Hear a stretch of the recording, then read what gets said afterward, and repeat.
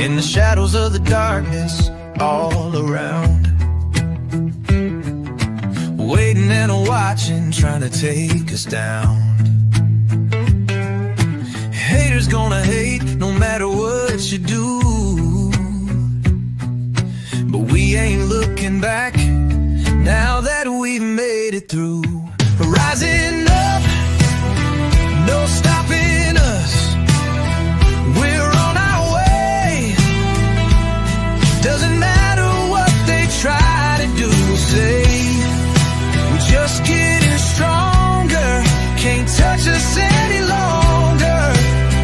We're on our way, and tomorrow's always gonna be a brighter day.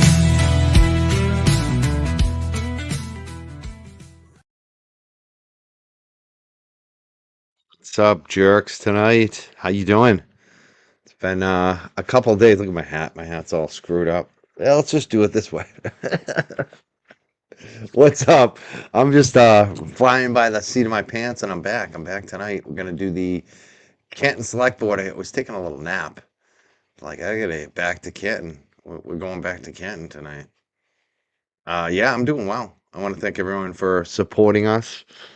I figured I'd start a little early, get a jump on it, because I had a bunch of videos I wanted to go through. I almost did a whole show today, but I was like, I got lazy. I got lazy. I've been going every night for a while, and then I took last night off, and I did watch JFK. It was good. I have to say, I want to thank everyone in the chat who praised me in one word last night. That felt good. Thank you so much.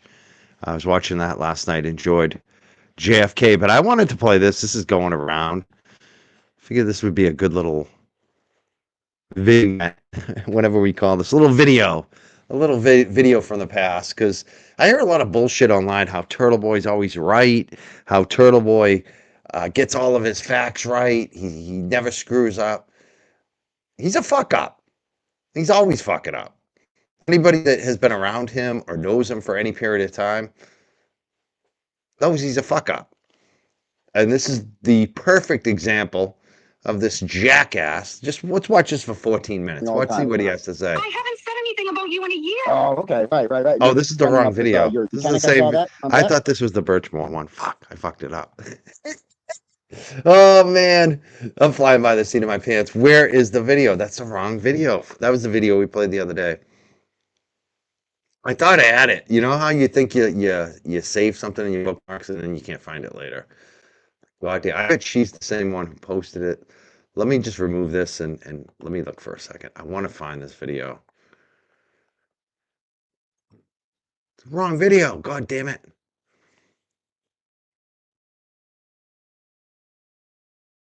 What is this? Nope, that's not it either. God damn, there's so many videos come out on this clown. Oh, why can't I find the video? It sucks. I thought I reposted it today too, and it's not showing I reposted it, which is weird. Did someone, maybe they took it down? Maybe that's the problem. Fucker.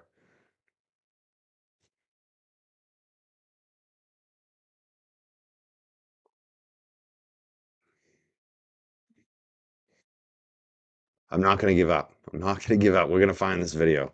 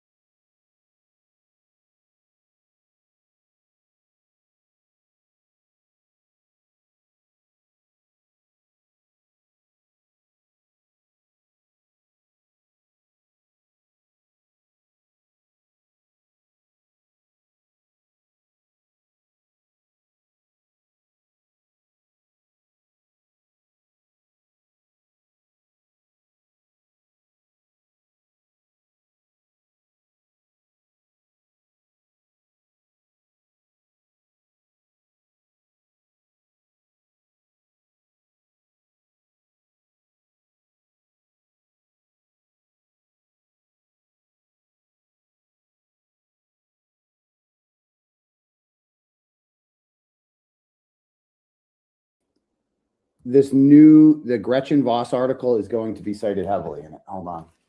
Get out of here, motherfucker. Another one.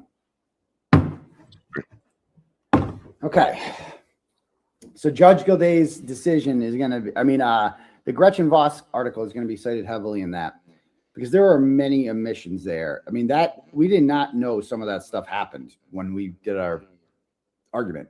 We had no idea that Colin Albert and Brian Albert both testified or both told Gretchen Voss that it was the federal government that was causing them to be distraught, that the federal government considered them suspects,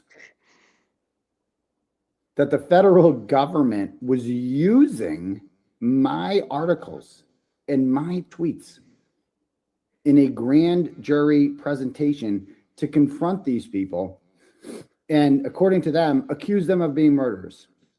That's according to them.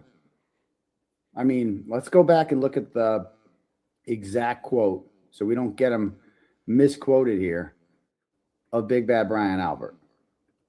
And by the way, if anyone wants to have their Turtle Chats read, the link is in the comments pinned to the bottom of the comments, or you can cash at me at $ Uncle Turtle Boy. Okay. Okay. So let me see the Colin Albert part. Okay. All right. Did you kill John O'Keefe, Colin Albert? Says Adam Deitch, an assistant U.S. attorney, yelled at him. Did you kill John O'Keefe? No, he didn't. No. Tell us the truth. What do you mean? Is that not the exact same thing I've said? Is that it was witness intimidation when I asked these people inflammatory questions about, like, did you do this? Did you kill them? Did you Google this? Why'd you do that? And when they said no, I go, tell the truth. Tell the truth. I was told that was literally witness intimidation by asking these people questions.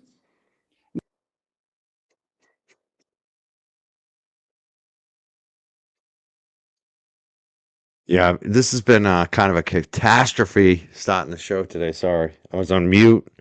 Not on mute now. Sorry. I can't find the video. I thought I had a video. God damn it. Now you say I'm echoing? I'm echoing now? What? How am I echoing? We turn down the...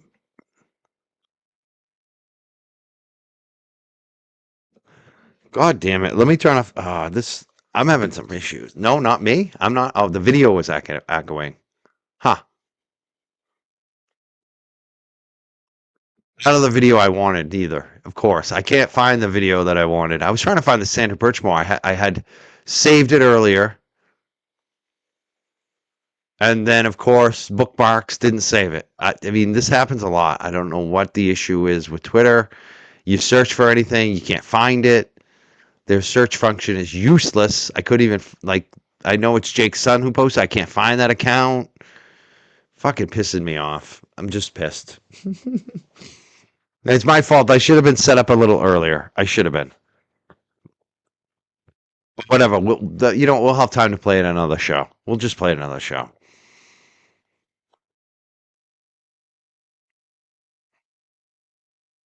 I know you heard nothing I said. I know that. For like 5 minutes. I get it. You don't have to remind me now. We were past that a couple minutes now.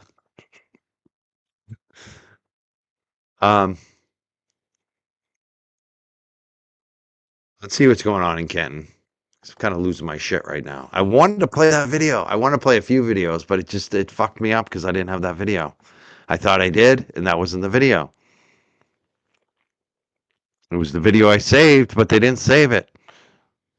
Don't be so hard. I'm not hard. I'm just aggravated. I'm just aggravated. And as soon as I get live today, every single one of my customers is texting me. They could have texted me all day, but as soon as I go live, they're all texting me. God damn it. Look, I'm grouchy today. I just woke up. I took a little nap. Yeah, I'm bush league today. That's what one of our coaches in high school used to always say that. Not the wrestling coach, the soccer coach. We're not a bush league team because we kept getting in fights.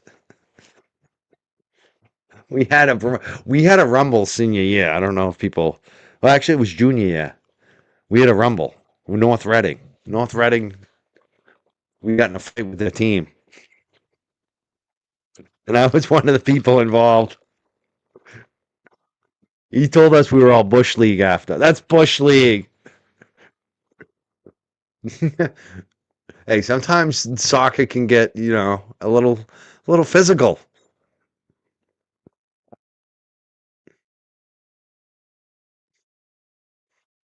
Well, now we're just waiting for Canton Community Television. I mean, that's what we're doing now. We're talking about Bush League. Who's Bush League? Do I even have the right thing on? Let me see. All right. At least we got the right channel up here.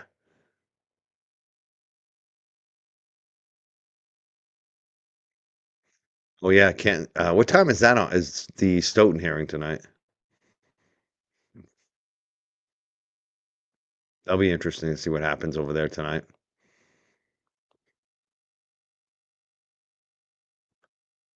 Yeah, the chief of police has been removed in Stoughton, where the Sergeant Birchmore stuff really started off. She was a Stoughton police explorer.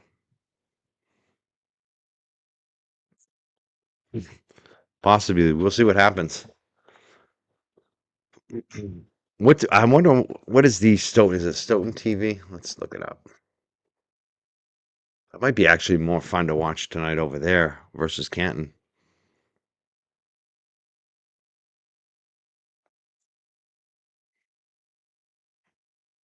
Oh yeah, their select board starts at 7:20. It says.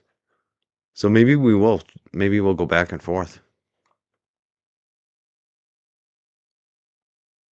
Yeah.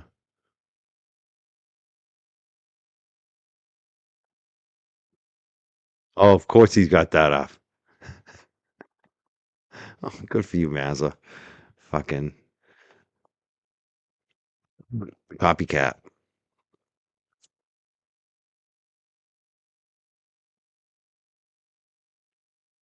But you might do it. I decided to jump in.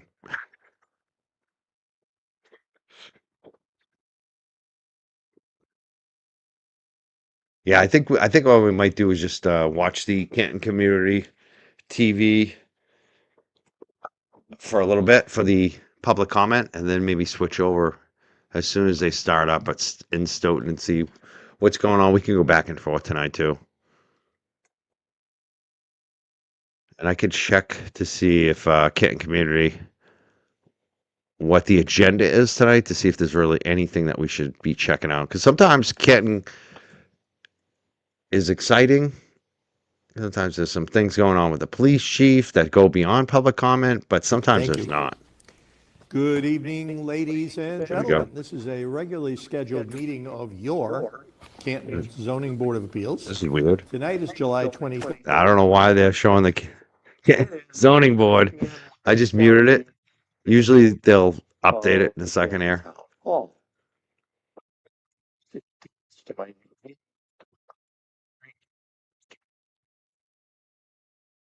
Assistant this evening.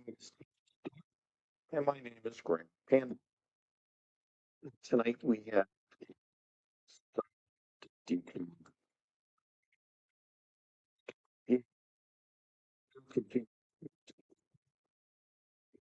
general business discussions bring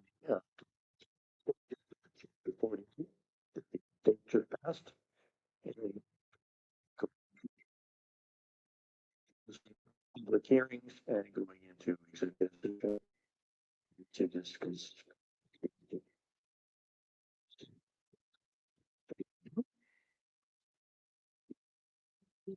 Oh God. If they're doing the Pledge of Allegiance. I muted it because we don't want to watch this. This is the zoning board With liberty from a few days ago. We're waiting for the select board to start. Maybe they're having some issues. I don't know. Eva Fuel, Gillis, 637.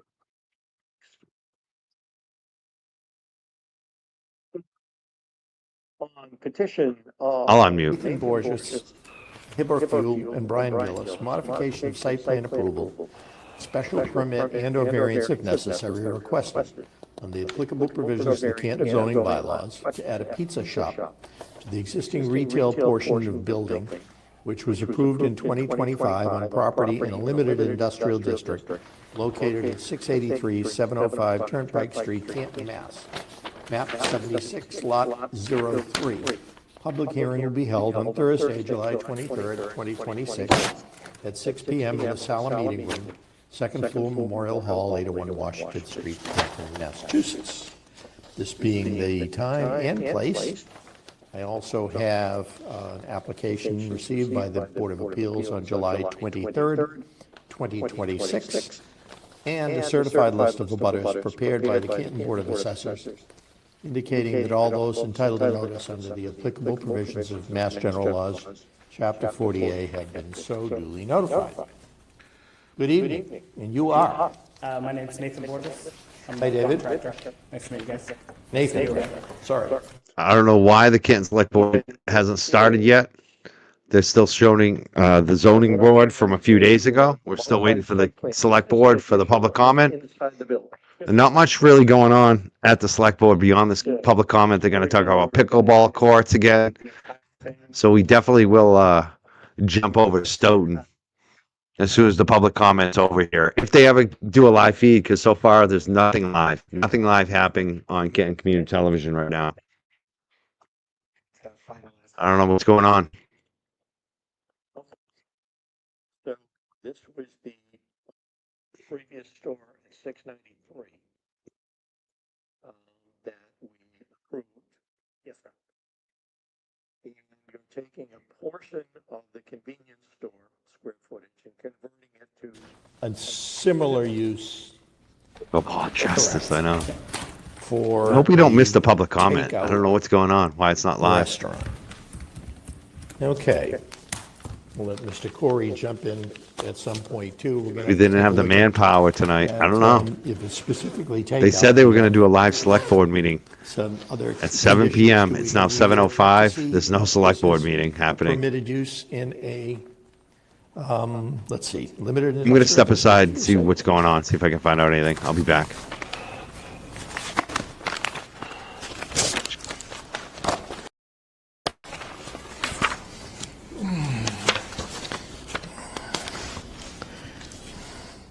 No.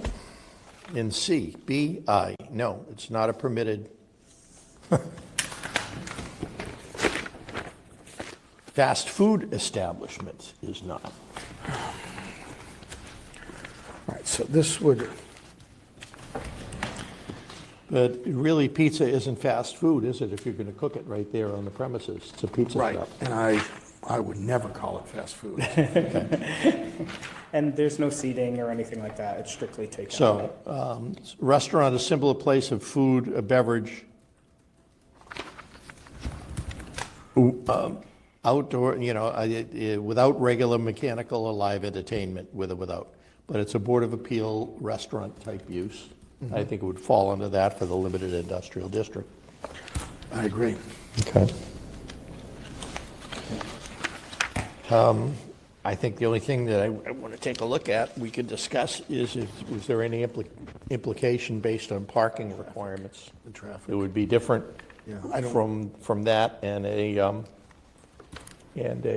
regular retail store, convenience store. I can't imagine that, the other factor would be traffic, but I can't imagine that, in the same space, there would be any increase. Parking, I'll take a look at the parking requirement. While you're looking at parking, Mr. Black, any initial thoughts on that? I don't see much difference in what they're already doing there. Convenience store, I assume, sells like pre-made sandwiches and that Exactly. type of thing. Yeah. It's not exactly in a residential neighborhood. It's not like people are running down the corner down there. So you'd have to have a purpose to go there, which would mean you're working right in the area, you're driving by, and if that's the case, you're not going to pull in there and stay for a long period of time. So I don't think the parking is going to be critical to it. So I don't see any problem. It sounds to me like it's just more of a technical permission to cook something as opposed to sell it and somebody throws it in a microwave. Right. And Mr. Black, under section 6. Okay. You should be all set. Thank you, Kevin. All right. Good evening, everyone, and welcome to the July 28th meeting of the Select Board. It's a Sala Meeting Room, 801 Washington Street in Memorial Hall. Apologies for the late start. Our executive session ran a little longer than we anticipated. Okay, first we're going to have public comment. I just want to read this statement first. The public comment portion of the meeting is an opportunity to listen to residents' feedback and concerns, but the public comment portion of the meeting is not meant to be a question and answer format. There will be no response to any public comment when presented. The public comment portion of the meeting is limited to 15 minutes total and 3 minutes per speaker.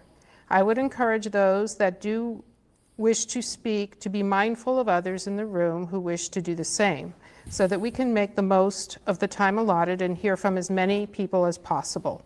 Anyone who does not wish to speak or who is unable to speak due to the time limit may submit their comments in writing for the board's review and consideration.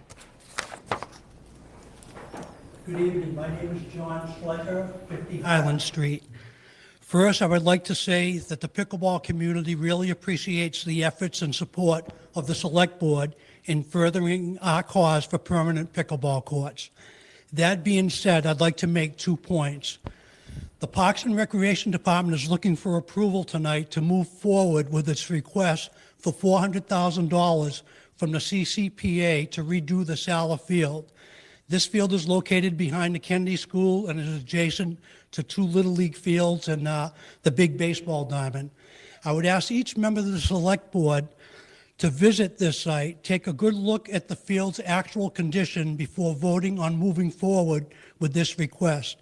As much as we would all love to have all our fields in pristine condition, our town does in fact have many, many playing fields that are in decent playing shape. That being said, what we don't have, unlike the vast majority of towns surrounding Canton, are any permanent pickleball courts. Knowing that CCPA funds are limited and that only a certain amount of funds can be used each year for recreation, I'm asking the Select Board and the Parks and Recreation Department to put their focus in getting any potential fields that are available to be, any potential funds that are available to be devoted solely to the pickleball courts this year and address the playing fields next year. Secondly, any and all pickleball discussion should start with a minimum of 6 courts, which is doable, to a maximum of 8 courts, which would be ideal. The previous 2 failed attempts at securing sites for pickleball courts, which was at Pequot and the Bank of Canton, each encompassed 6 courts. Having 4 courts just won't work. We have 4 existing temporary pickleball courts at Canton High School. This is really just one tennis court that 16 people play on. There's always 16 is usually there all the time, and there's usually 8 to 10 people. If you go there on the weekends, there's always 8 to 10 people waiting to play. 4 courts just isn't going to cut it. The temporary courts are using now have scheduling constraints, which I think we've talked about before, and they are under the umbrella of the DEHS, so therefore not everyone can play. It's only the people that are over 18. If we put permanent courts in, there's going to be a lot more people that are going to want to play pickleball than just the people that are under the DEHS umbrella. So anything less than 6 courts, we feel is not going to be doable. It won't be cost effective, and it won't meet the needs of the growing pickleball community. Just one last thing. Not once has anyone who actually plays the sport of pickleball been included in the planning of this project. we have offered but have yet to be included. It is obvious to those of us who play that this is an integral part of the process. Thank you for your time. Thank you. Ms. Sweeney.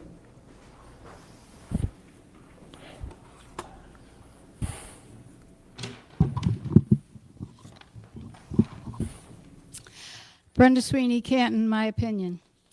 Public record request laws are supposed to promote government transparency, accountability, and public engagement. We're supposed to be able to see how our town is managed, our money is spent, and feel like elected officials can be trusted to take care of business with our best interests in mind. Records requests are a nightmare in Canton. 3 examples of many. 1, we requested the emails sent to this board involving the reappointment of Chief Rafferty.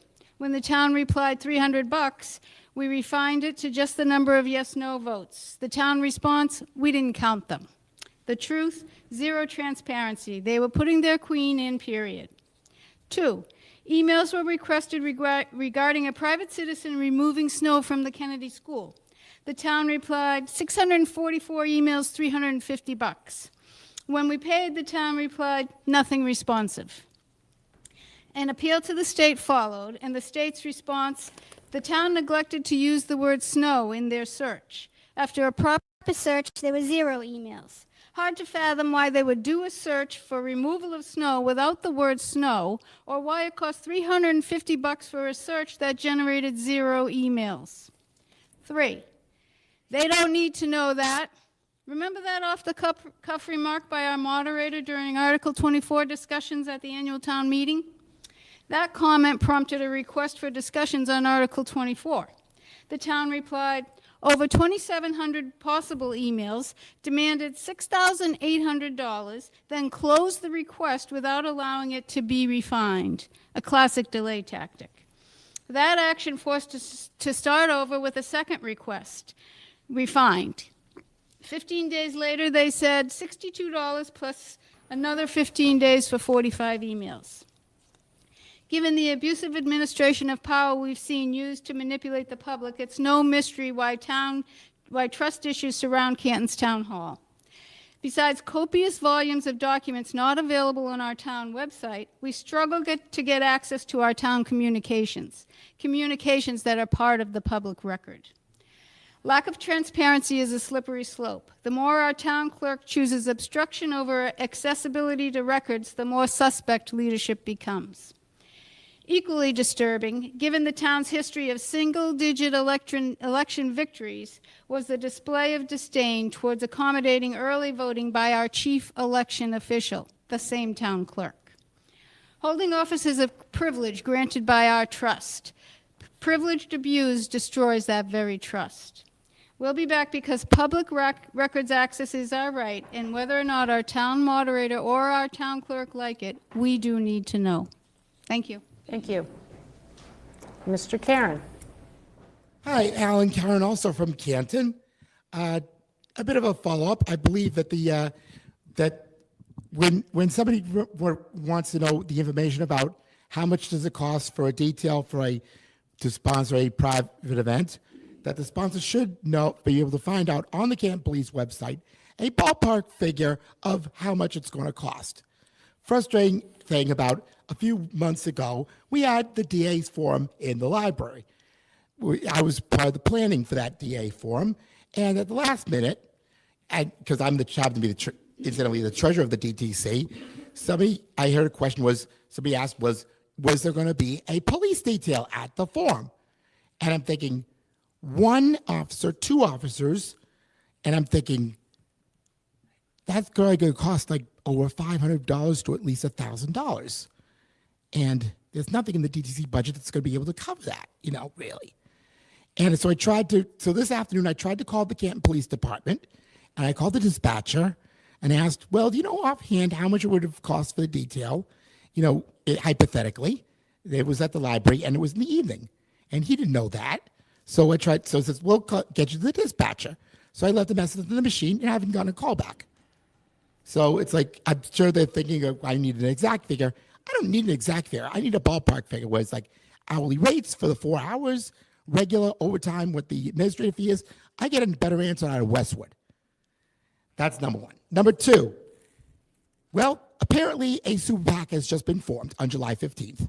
Somebody filed an OCPF for a super PAC that is advocating for better results for Norfolk County. Of course, interesting enough, who's the chair of the committee? The chair of that super PAC lives in Lexington. The treasurer of this super PAC is Van Snyder, who runs an outside consulting firm in California. We are concerned that dark money is going to try to influence the Norfolk County District Attorney's race. There's somebody from Walpole noticed the thing in the super PAC and that alerted Macy Lee about it. And Macy Lee's given the all call to all the DTC members to sign a move-on petition to decry the use of potential dark money to try to influence this race. I agree. Thank you. Does anyone else wish to speak? All right, Mr. Clerk.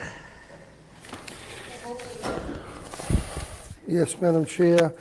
Next, we're going to have a town engineer interview and consider the appointment of Brian Thalman.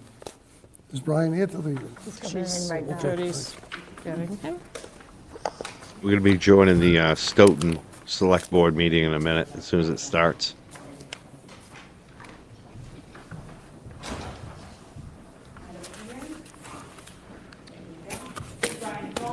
Good evening, Brian. Hello, everybody. Good evening. Good evening and welcome, and I really don't want to mispronounce your name. Could you say? Thalman. T.H. Thalman. Got it. Thank you. Well, welcome. We're very pleased to have you here, and we appreciate your taking the time to be with us this evening. Thank you. You will be participating in a panel interview where the board members will ask you a series of questions on a rotating basis.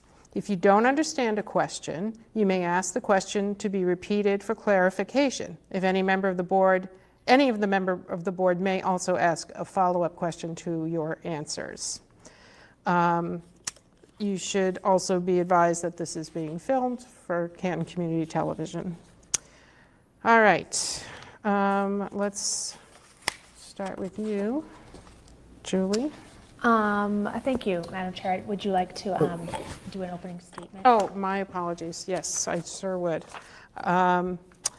Before we begin, please introduce yourself to the board and take a few minutes to make a brief opening statement. Sure. Brian Thalman. I am from Smithfield, Rhode Island. I've been an engineer about 38 years of my life. Undergraduate work was done at the University of Rhode Island, and I'm in the midst of finalizing the pursuit of a master's degree in engineering through Michigan Technological University in Houghton, Michigan. I was referred to this position. I had applied through the town of Walpole for their recent engineering opening, and they ended up selecting a candidate that was from the town of Walpole. However, the HR generalist suggested the opportunity to connect with Jody, and we kind of went from there. Currently the town engineer in Lincoln, Rhode Island. It's a position I've been in for about a year now. Much of my work prior to that was in private practice. I made the jump to the public sector for a couple of reasons. One was, at this point in my career, working with newer, younger engineers who are very technically savvy is a bit of a challenge. And in part, that is one of the catalysts that led me to pursue my master's degree, was to be able, I'm very much a big proponent of continuing education and mentorship. And I think to be effective with young engineers, you have to kind of get in the weeds and think on their level. So with the advancing technologies, especially in the civil engineering field, especially as it relates to stormwater and municipalities and infrastructure, I saw an opportunity and a need to kind of pursue this advanced degree, and that's one of the reasons that I decided to pursue it. I love the field of engineering. I love working on the municipal side, and I think one of the things that I really like about my experience is I've viewed this kind of role both from being a proponent for a developer, sitting on the municipal side, but I also have sat as the chairman of the Planning Commission in the town that I work with, and I'm recently resigned as a member of the zoning board. So also sitting and understanding how we have to keep an open mind.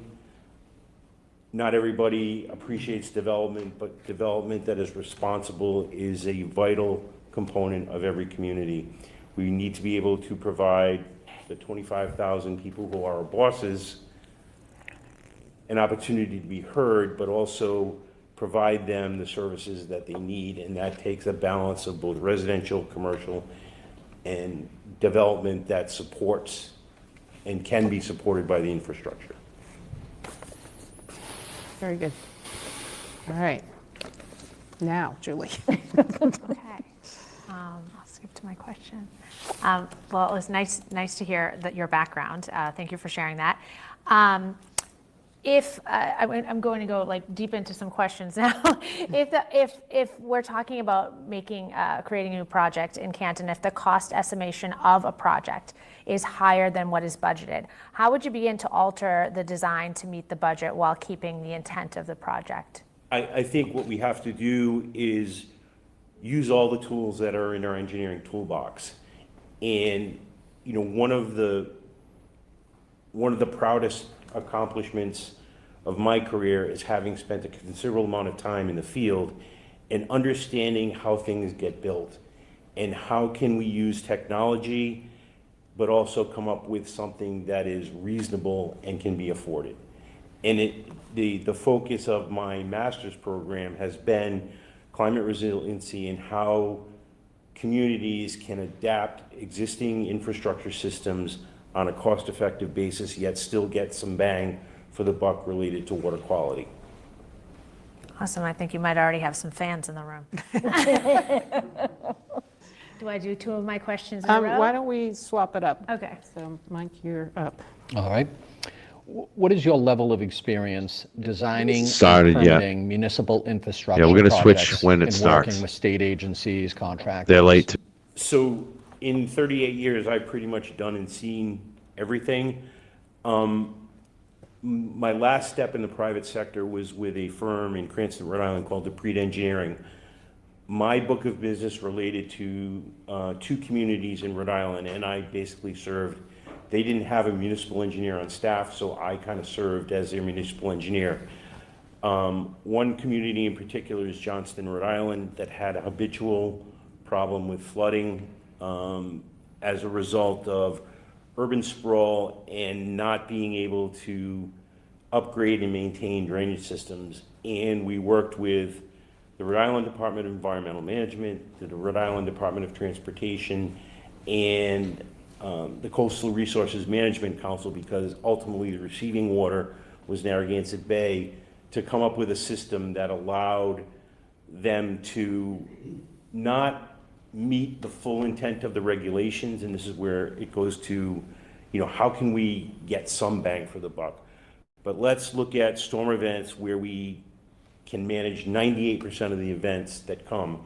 And we understand that there may be some events that we can't manage, but if Sex cult, as we call it here. I mean, Sandra Birchmore has agency. Like, I'm not going to act like, like a lot of people are like, well, she, like she was nothing's like Sandra Birchmore did choose to do these things, but she did have sex with these guys, right? They wanted to fuck her because they knew she was damaged, because they knew that, like, because she's damaged mentally, she's easier. You're talking about a child. There's no challenge there. I must interject and point out that Carney is placing a lot of blame squarely at the victim's feet. He points out her agency and claims she chose to do these things being sexual abuse, starting when she was just 15 years old. He then refers to her as damaged, essentially stating that she was victimized because of a deep personal defect and damage. In reality, the blame lies only with her abuser.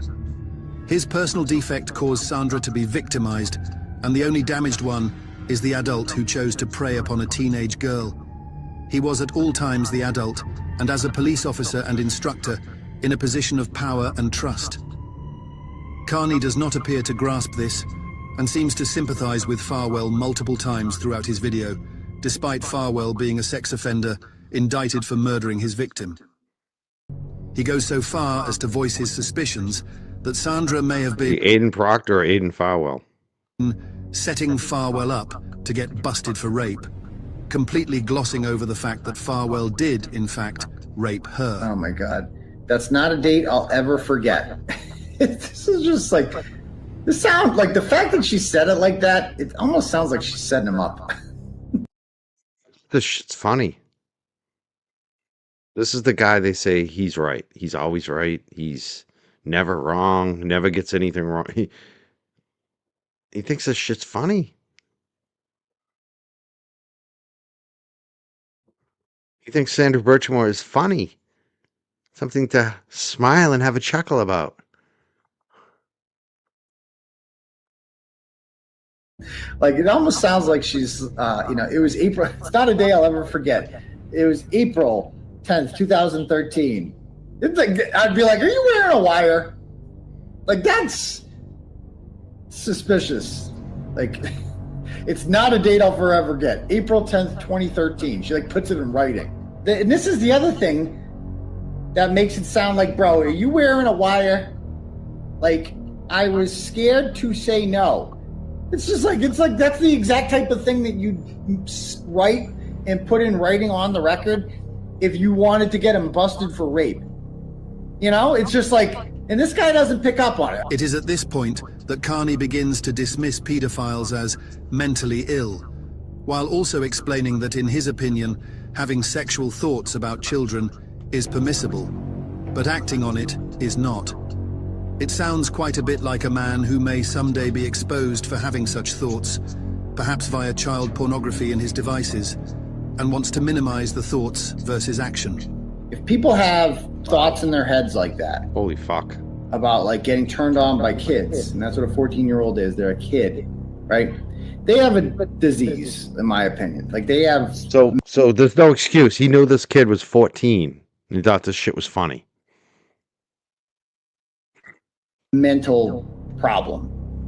And it's not a crime to have a mental problem. I have these thoughts in my head. I think 14-year-olds are hot. Like, it turns me on. Like, just does it for me, right? The problem is when you fucking act on it. Like that, and that's what Farwell's into this shit, and he acts on it. It's just like a magnet. You know what I mean? Like, so I guess eventually, like, you can suppress what you mean, bro.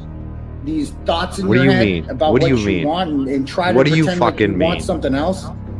But eventually you're going to suck a dick. Like, it's really? It's science. That's just how it works, right? You're like, bro, I have these fucking thoughts in my head, and I'm worried I might act Maybe on you it. shouldn't share them, bro. And I don't want to do that, because then I'm going to go to jail. So how do I fix this shit? Like, fix it. Carney is preoccupied only with the threat of jail that comes with preying upon a child, and not the aversion to harming children. He speaks only of the consequences to the offender, never about the harm to the victim. He then continues on to characterize Farwell's proclivity for harming children as some type of kink, and speculates that perhaps Farwell's wife simply did not meet his sexual desires, forcing him to prey upon a child, before positing that perhaps the abused and ultimately murdered Sandra had a rape fantasy, as he claims many women do. That's all Sandra Birchmore is then. She gives him what he wants, and what he wants is to live out his fantasies of fucking kids and just being nasty, right? Because he's a nasty guy, and his wife, I don't know what their sex life is like, but maybe she's just not nasty, and this guy's into nasty shit, filthy shit. No judgment. I can't, like, some women, I mean, Birchmore is an adult when she writes these things. There's plenty of women out there who are adults who are into rape fantasies, okay? Like, some people like a gun pointed at their head during sex. What is wrong with this guy? For all we know, Sandra Birchmore's, like, they might have this fantasy with rape, right? Because Sandra Birchmore's a damaged girl. So, yeah, this is a weird topic, I know. It's a weird thing to talk about, but You think so, bro? You guys know think it's a weird topic? You fucking weirdo. You are a fucking weirdo. We're gonna watch the Stoughton Select Board. Let's check this out. Just wait. Are they all sitting there? We'll get back Just to want to make sure the Aiden cameras Carney were running and the sound was on. later. Folks, there it is. Okay, thank you very much. Welcome to the Select Board meeting of Tuesday, July 28, 7:30 at Town Hall, 10 Pearl Street, 3rd floor. This is in accordance with Chapter 2 of the General Acts of 2025, which extends the Governor's March 12, 2020 order suspending certain provisions in the Open Meeting Law, General Law, Chapter 30A, Section 20, until June 30th, 2027. This meeting will be conducted in person and virtually via Google Meets. And the address for Google Meets is there at UTU DVHS BQP. There is a phone number for call-ins to area code 413-341-0741. The PIN number 642-451-563#. The meeting will be recorded by Smack Cable Television and broadcast live, excuse me, and may be live streamed at www.stoughtontv.org. A recording of the meeting, transcript, or other comprehensive record of the proceeding will be posted on the town's website and Smack as soon as possible after the meeting if the live broadcast or live streaming is unsuccessful. Times will be approximate and items will be taken out of order at the chair's discretion. So with that, I would ask for a motion to open the meeting. So made, Mr. Chairman. Motion made and seconded. Ms. Jakes? Yes. Ms. Roberts? Yes. Mr. Carrara? Yes. Chair votes in favor. I would ask if you were able, if you would all stand and join us in the Pledge of Allegiance to our flag. I pledge allegiance to the flag of the United States of America and to the republic for which it stands, one nation, under God, indivisible, with liberty and justice for all.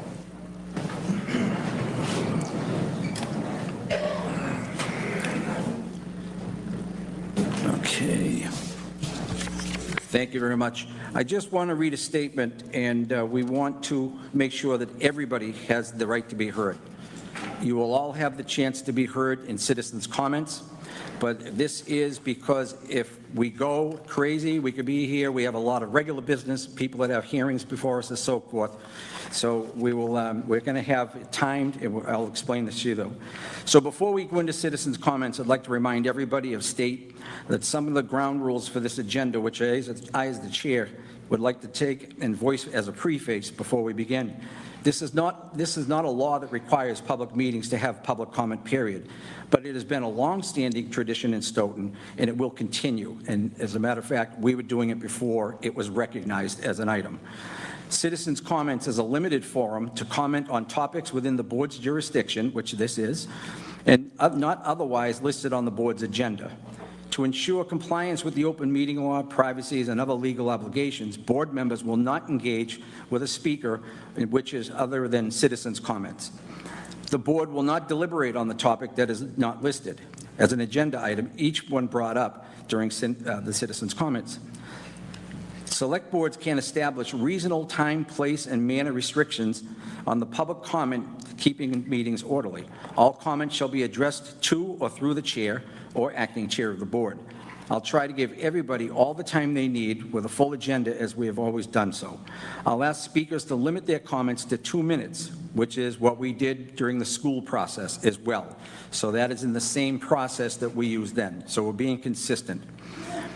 And it shall not exceed, we're going to have a total of 1 hour of comments. So I ask everybody that wants to speak, try not to be repetitive if somebody's already said it. If you've got something different, you probably want, we all want as much information out, and we represent you. I look out here, yeah, well, you can laugh, but we all take this serious. Anybody on this board that doesn't belong here. Okay? And then, right. That being said, the residents will always have their say, and that's the final say. But we know a lot of you. We've played ball with you. We've been around town. We know you from schools. So we are the same as you. And I don't think any member of this board has dealt with anything more difficult than what we're dealing with right now. All right, so while public comments, again, pertain to an agenda item, such items pertain to the matter within the public's jurisdiction. Public comments matter outside the public's jurisdiction shall not be permitted. The following comments shall likewise not be permitted: threats, enticement, imminent lawless conduct, obscenities, personal attacks, defamatory statements, sexuality explicit statements, which I don't think anybody would do here. I encourage speakers to present their remarks in a respectful manner, refrain from verbal attacks on the character or motives of members of all town boards, town staff, citizens in this community, or each other. The chair shall provide at least one verbal warning to a speaker if they make a disruptive comment or engage in disruptive comments. After that, at least one verbal warning, the speaker persists, will make disruptive comments and engaging or disrupting conduct, the chair may end the person's privilege and address of that meeting. So thank you. Let's proceed to our first speaker, and I remind you, 2 minutes, which will be on a timer. And I ask you all, when the timer stops and the bell rings, please respect everybody else's wishes to be heard. With that, the most persistent man in Stoughton at citizens' comments. Thank you very much. Let me give you all the credit you deserve. Peter, go ahead. 2 minutes, I can do it though, I promise. Okay, my name's Peter Banis, 41 Walnut Court. I am a Precinct 2 town meeting member for a long time, and I'm a lifelong resident of Stoughton. The statement of the town manager when he first came aboard was about transparency. I would like to ask the crowd that's here and the crowd that's watching on SMAC what they think about that statement about Stoughton's transparency. I think you may all agree with my assessment for the lack of transparency that we've had. Thank you very much.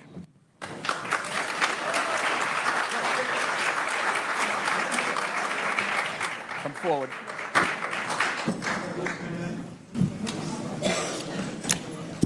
Hi, Lisa. Hold on, let me give you 2 minutes. Yep. There you go. Hi, Lisa Lyons, Precinct 2. So I'd like to start off by saying you sit there and you say you don't want people to defame, yet you, as well as Mr. Cavey and Ms. Roberts, have defamed not only myself, but other citizens in this town. With that being said, you both were sitting on this board when you received notice on October 24th, 2024, about the bullying that this town manager has done, and you've done nothing about it. When myself, as well as this town manager has disparaged and besmirched citizens, myself included, employees, and the former selectman, Lou Gito, was not given information. This town manager tries to hide information. When we, myself, speak the truth, we get slandered and ruin our reputation. You were the select board. You yourself, Mr. McCrisky, was caught in a hot mic asking for me to leave this town. Would be better off because I speak too much truth. It's unacceptable, and you need to hold this town manager accountable. And you, Ms. Roberts, should not be encouraging him to bald-face lie about citizens without giving the citizen respect of any semblance of investigation. Thank you very much.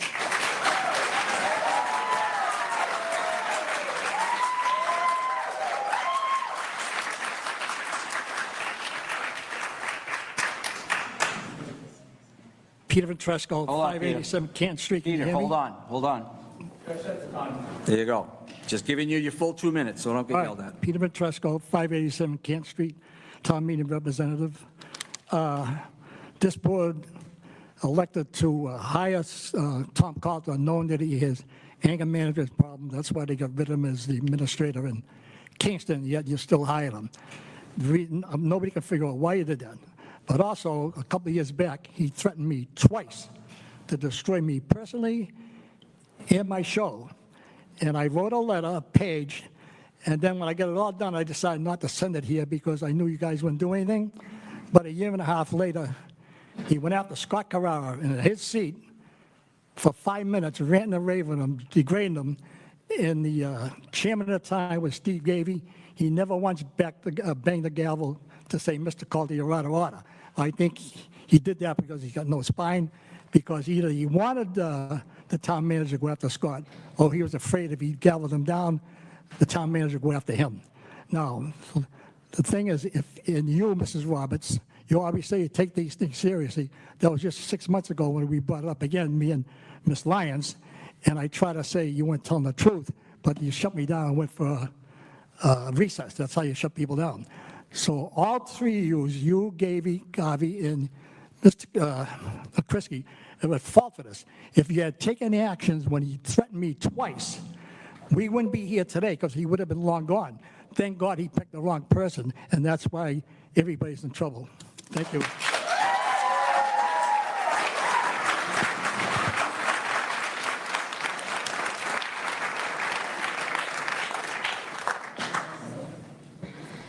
All set? Hello, my name is Jonna Rosenblatt, and I'm in Precinct 7. And I, too, have suffered the wrath of Tom. And I have come to this board in the past to tell you that I had a person get up in my face and shout, shut the F up 5 times in my face, and I thought he was going to punch me. And I told you how nervous I was, and you said you would take this seriously, you would do something about it. And nothing got done. I had one of the selectmen running around saying that it was a he said, she said situation, trying to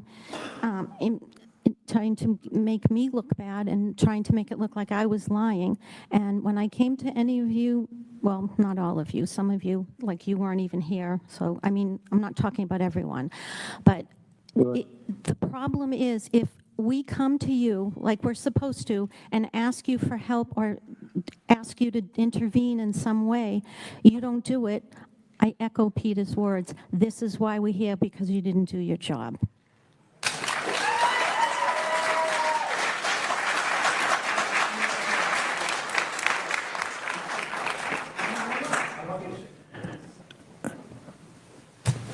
Good evening. Thank you very much for your time on this matter. I've been a resident of Stoughton for 50 years, but I must say to the board this evening that I haven't been feeling proud lately. And instead, I've been feeling deeply angry, saddened, and confused by what has been unfolding in our local government. This is a milestone year for us. This is a year in which we should celebrate our town's 300th birthday. We should be celebrating our rich history and our unity. Instead, we find ourselves divided, gathered in the center of town, protesting to rallies in the support of Chief Donna McNamara, the very first female chief in our town's history. What leaves me completely confused and angry is the other lack of respect shown to our local institutions. How is it that someone who doesn't even live in this town can throw someone out with 25 years of service like Tuesday's trash? We are always our worst enemy. Every time I feel this town has taken 2 steps forward in progress, something comes up and we take 5 steps backwards in regression. 50 years in this town has taught me that Stoughton is at its best when our leaders operate with transparency, respect, and an unwavering commitment to the public trust. Right now, that trust has been completely broken. A multi-decade career of dedicated service should mean something. It should not be dismissed by an outsider behind closed doors. We need stability, we need accountability, and we need clear leadership from the board to break this cycle. We cannot allow internal politics to overshadow the community we have spent 3 centuries building. I ask this board tonight to take a hard look at the direction we are heading. Please take the necessary actions to restore transparency, protect our dedicated public servants, and bring this focus back to the community in which we all love. Thank you.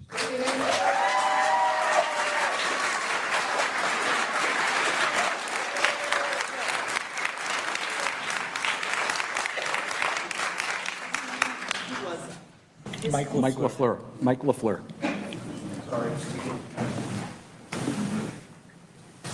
Hi, Peggy DiNatale, Precinct 5, Town Meeting Rep. It's come to my attention that the town manager has violated the Select Board's press release by speaking to the Boston Globe about employment matters and didn't follow town policy regarding complaints against employees. We've heard multiple comments here, and my request of the board is that you seek guidance from the HR director and our legal counsel to see how to proceed. There's this pattern going on where the select board does not seem in the right position to take care of the behavior of the town manager. If you look at the Massachusetts general laws, human resources is to support the elected governing board and the town manager to to ensure that all town and state policies are met, followed, and if they are not, that disciplinary action or corrective action be taken. So I hope the board is engaging the HR director and legal counsel to address all of these issues. Thank you.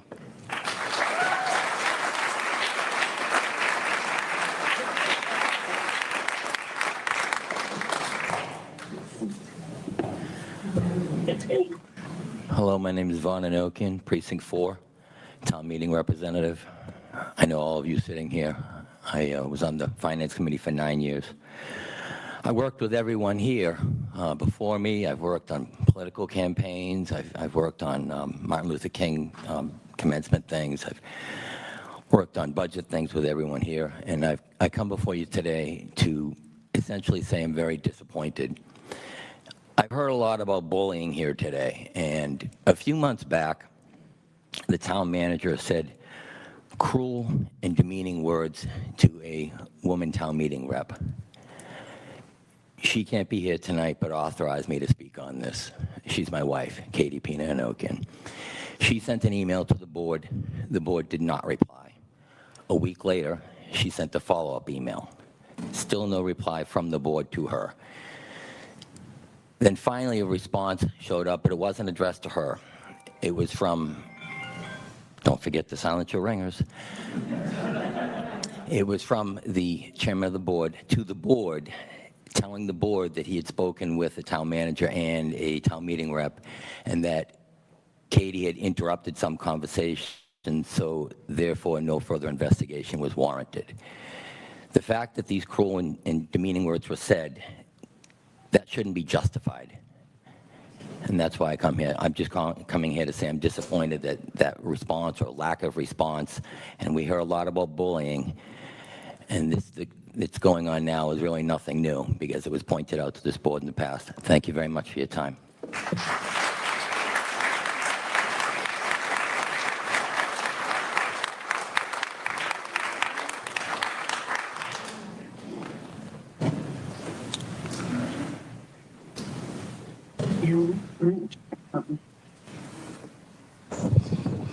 Good evening. Marina Ryans, Precinct 7. I'm one of the victims, a woman, one of the victims of abuse and disrespect and yelling with aggression from Tom Coulter. So this has been going on, and I can tell that Select Board failed us so terribly. I'd like to recall the Select Board members, Joe McCrisky and Steve Cavey, to be recalled. Thank you.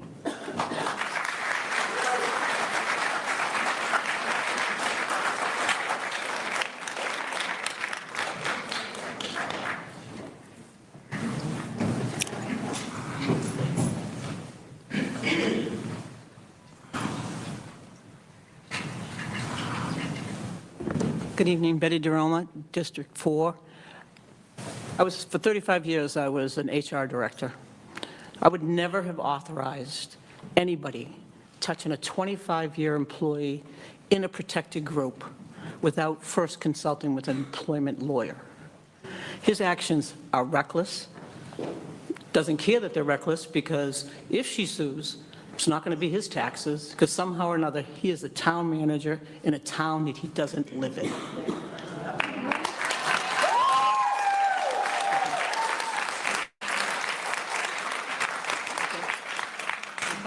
It's just, her service to this town has been unparalleled. We talked earlier about if someone says something wrong up here, you'll get a warning first and then you'll be cut off. I'd like to know what the progressive discipline was with Chief McNamara, because it doesn't seem like there was any.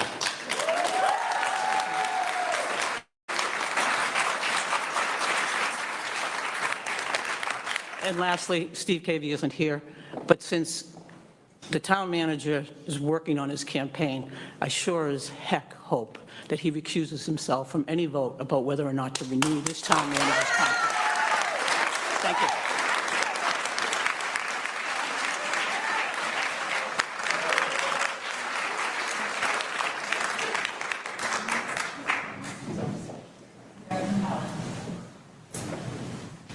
Anyone else?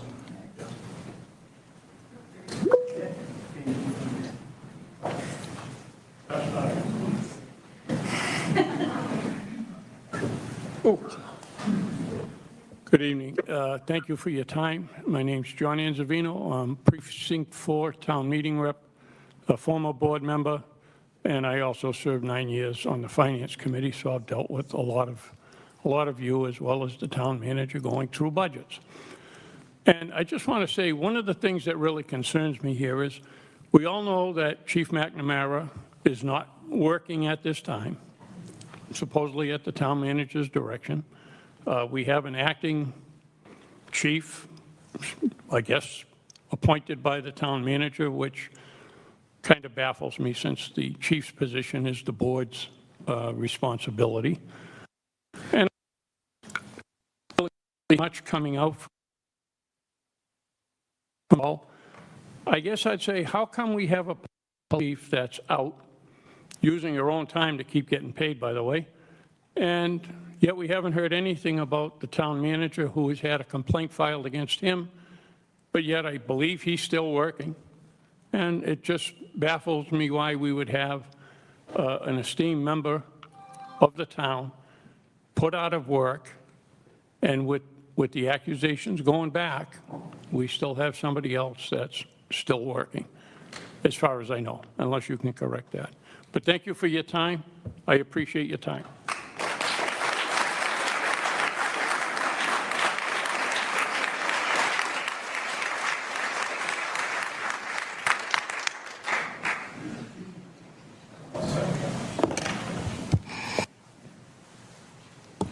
Hello, my name is John Dino, Precinct 4, also a member of the Finance Committee. I just want to remind everybody, I'm not trying to put anybody down, but we need a strong constitution about what the Select Board is all about. We need to put Stoughton first and make sure we do what's best for our Stoughton people, because I think taking this action is not what's best for our town, and it causes us a lot of grief, causes us a lot of money, and it's unnecessary. So I just please have a stronger constitution about being a Select Board member. What's the action? You didn't mention what the... Yeah, this is citizens' comments. You had your time, Peter. Thanks. People want to know what the action is. Thank you.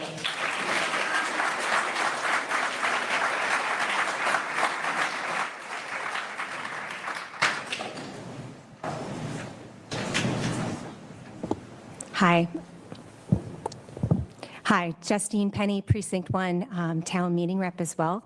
I'm just here just to remind everyone, I'm a new meeting rep person, and I sent Police Chief McNamara 17 questions based on my questions for flock camera.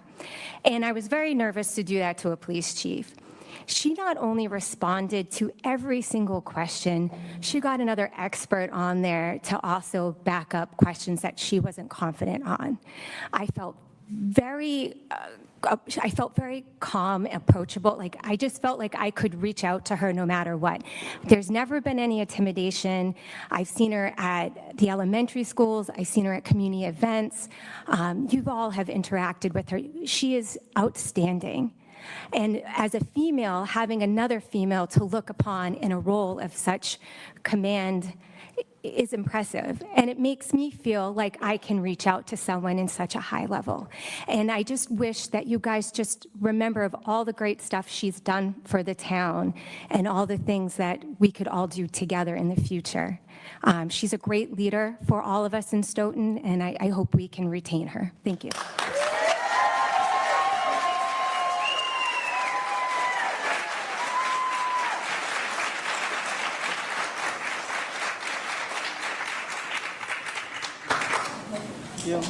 Anyone else? Online? Hello, my name is Ava McNamara. Ava, step a little bit, yeah. Thank you. My name is Ava McNamara, Precinct 4. I just was wondering if the Select Board was going to address the concerns of the citizen, wondering if you guys extended his Tom Corral's contract, and if you ever plan on telling us, because I know that's a decision that you guys make, but... Well, since you asked it, I will tell you that the chief's contract was renewed first. Town manager's was renewed, I believe, about a month and a half later. So they both were renewed. The chief's was first, the town manager's was second, before all this arose. That's it. I just wanted to state the facts so you'll know them. I can't hear you. Am I allowed to continue? Yes, you got 2 minutes. Thank you. When was hers exactly renewed? This is citizens' comments. You have to make a statement. We're not, because if I sit here and engage in a debate with you, everybody else is going to want the same treatment. They're entitled to that, so just comments. Was this, I don't know if this necessarily qualifies as a comment, but was this recently? I know the last select board meeting, What's that? Is what recently? was it like within this kind of? What, the renewals? Yes. I said about a month and a half ago, the town manager and the police chief was before that. Sorry, my nails. The last select board meeting, they made a comment saying it was talking about his renewal of contract. Whoever said that didn't have the correct information. All right, thank you, but that was posted online off the town website. Okay.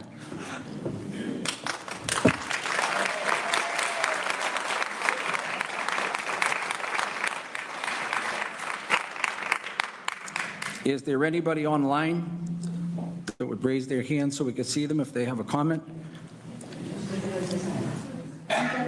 And I've sat here. Is there anybody else, before I say that we are done with citizens' comments? We said it, we have an hour. I just want to make sure everybody that wants to be heard is heard. Okay, seeing none? Yes? John Boland has his hand raised online. Okay. Okay, Mr. Boland?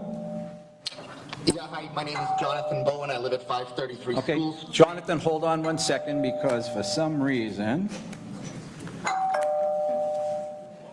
Okay, there you go. Yeah, hi, my name is Jonathan Bowen. I live at 533 School Street. I was part of the Downtown Redevelopment Task Force when it was first formed. First of all three of you are cowards.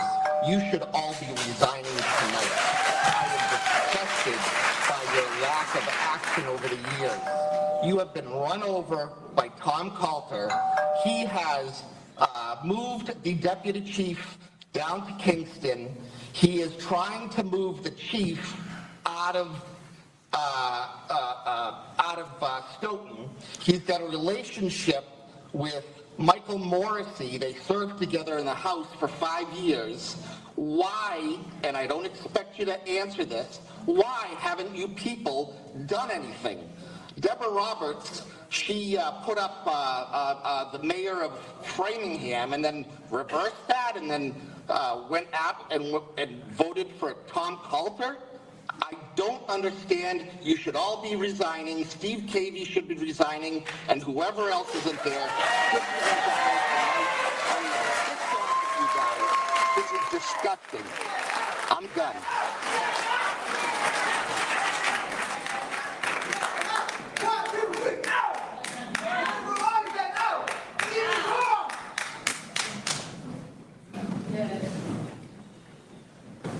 Is there anybody else?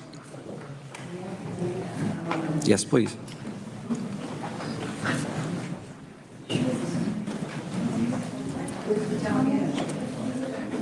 My name is Nancy Shaw, Precinct 5. You are elected to be the legislative voice of our precincts, to represent the will of the people and safeguard the integrity of Stoughton. I am here tonight because that integrity is currently under attack, and we need your immediate partnership to stop it. As many of you know, Police Chief Donna McNamara has filed a lawsuit against the town and town manager Tom Coulter. The allegations within this complaint go far beyond a standard employment dispute.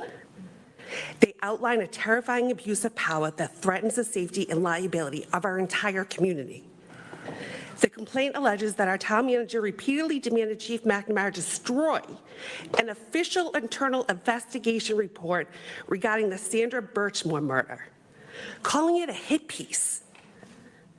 When the chief refused to break protocol and informed him she was actively cooperating with the FBI, she almost immediately targeted for removal. She was given a baseless ultimatum to resign over an uninvestigated claim of stress, locked out of her own station, and replaced behind closed doors. We are also facing massive liability due to Coulter's alleged blatant misogyny, including his reported statement to union officials that the next chief won't be a woman.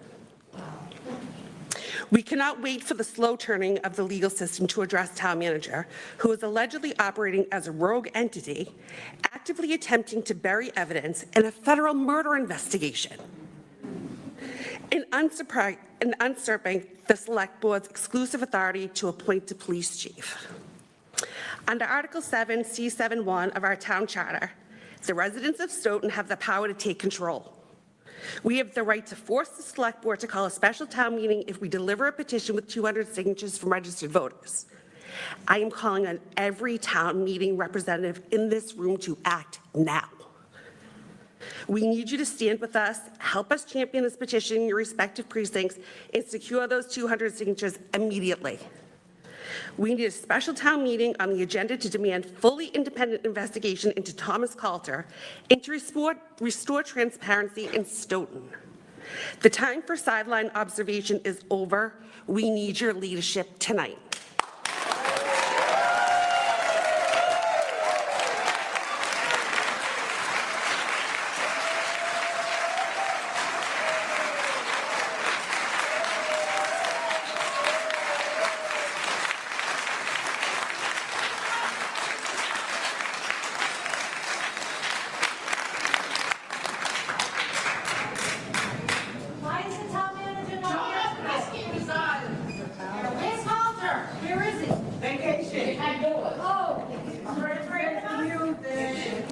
Is there anybody else who would like to be heard?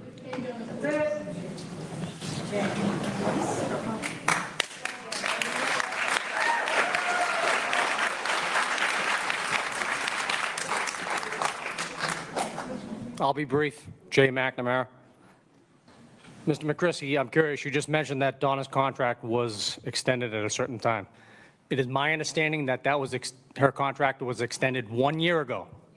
And I ask you, if you're willing to lie about that, what else are you willing to lie about? Thank you.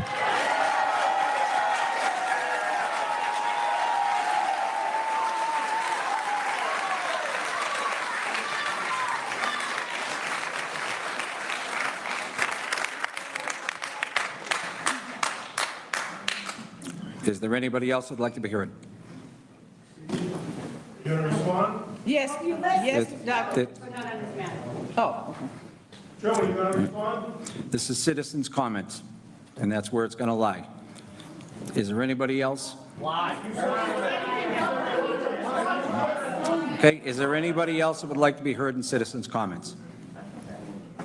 Hearing none, I'll declare citizen. Wait just a minute. I believe Dr. Brown wanted to make a comment, but not on this matter. Okay. Something else.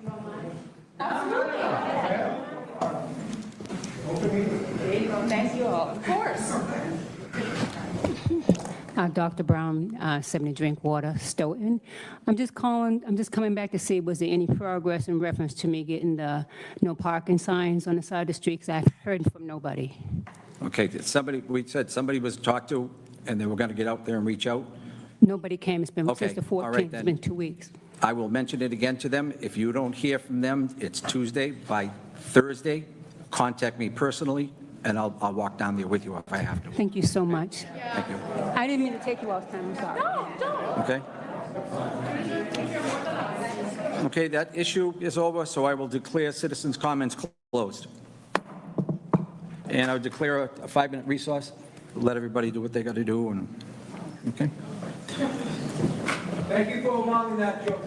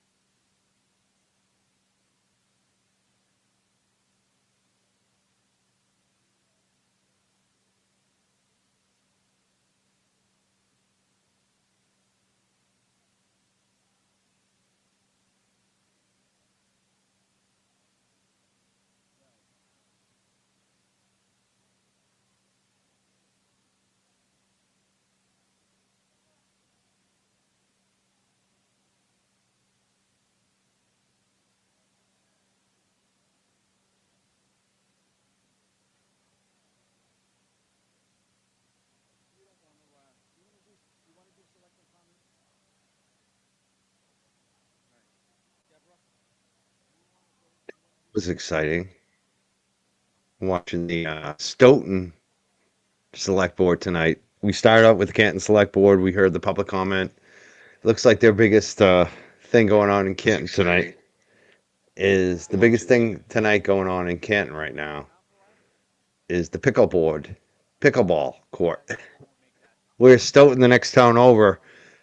It's all about the police chief, Donna McNamara, and this manager and this report that got hidden. He wanted the report hidden about Sandra Birchmore. This was wild today, watching this. What I'm going to do is I'm going to monitor it. We're going to come back to it. We're still going to be on Stoughton. But again, I want to play this for people who didn't get to watch this earlier. It's definitely going to demonetize our stream tonight because this dude is a fucking crackhead. But let's just watch this for people who haven't seen this before. And people saying, well, this is a while ago. It doesn't matter when it was. This dude hasn't changed at all. This is who Aiden is. This is what Aiden had to say about Sandra Birchmore. Welcome aboard, guys, to the sex cult, as we call it here. I mean, Sandra Birchmore has agency. Like, I'm not going to act like, like a lot of people are like, well, she, like she was nothing's like Sandra Birchmore did choose to do these things, but she did have sex with these guys, right? They wanted to fuck her because they knew she was damaged. Because they knew that, like, because she's damaged mentally, she's easier. There's no challenge there. I must interject and point out that Carney is placing a lot of blame squarely at the victim's feet. He points out her agency and claims she chose to do these things being sexual abuse, starting when she was just 15 years old. He then refers to her as damaged, essentially stating that she was victimized because of a deep personal defect and damage. In reality, the blame lies only with her abuser. His personal defect caused Sandra to be victimized, and the only damaged one is the adult who chose to prey upon a teenage girl.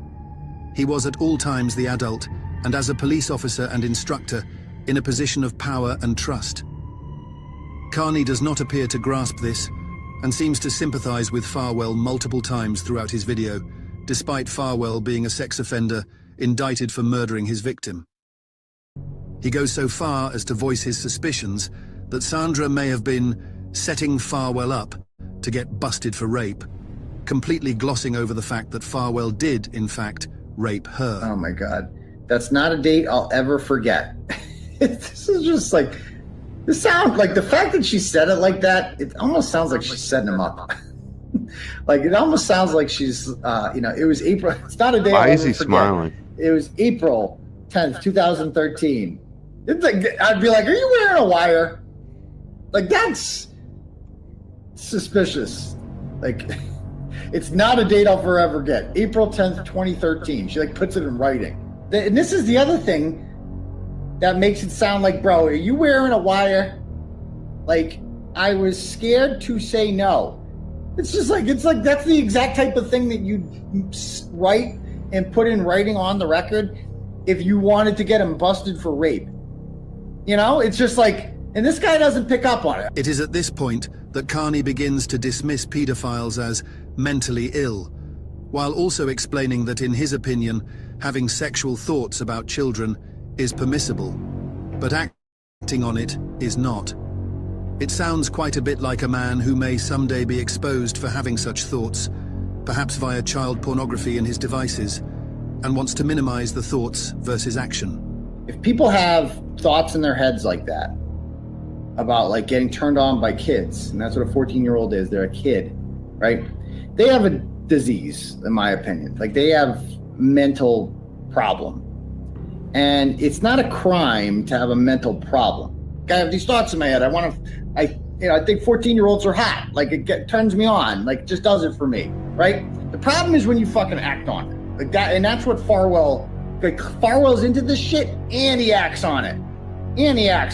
It's just like a magnet, you know what I mean? Like, so I guess eventually, like, you can suppress these thoughts in your head about what you want and try to pretend like you want something else. But eventually you're going to suck a dick. Like, it's science. That's just how it works, right? They're like, bro, I have these fucking thoughts in my head, and I'm worried I might act on it. And I don't want to do that, because then I'm going to go to jail. So how do I fix this shit? Like, fix it. Carney is preoccupied only with the threat of jail that comes with preying upon a child, and not the aversion to harming children. He speaks only of the consequences to the offender, never about the harm to the victim. He then continues on to characterize Farwell's proclivity for harming children as some type of kink, and speculates that perhaps Farwell's wife simply did not meet his sexual desire. Yeah, it's Farwell's fault. No concern about the victim. No concern about the wife either.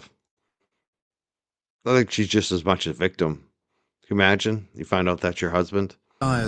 Forcing him to prey upon a child before positing that perhaps the abused and ultimately murdered Sandra had a rape fantasy, as he claims many women do.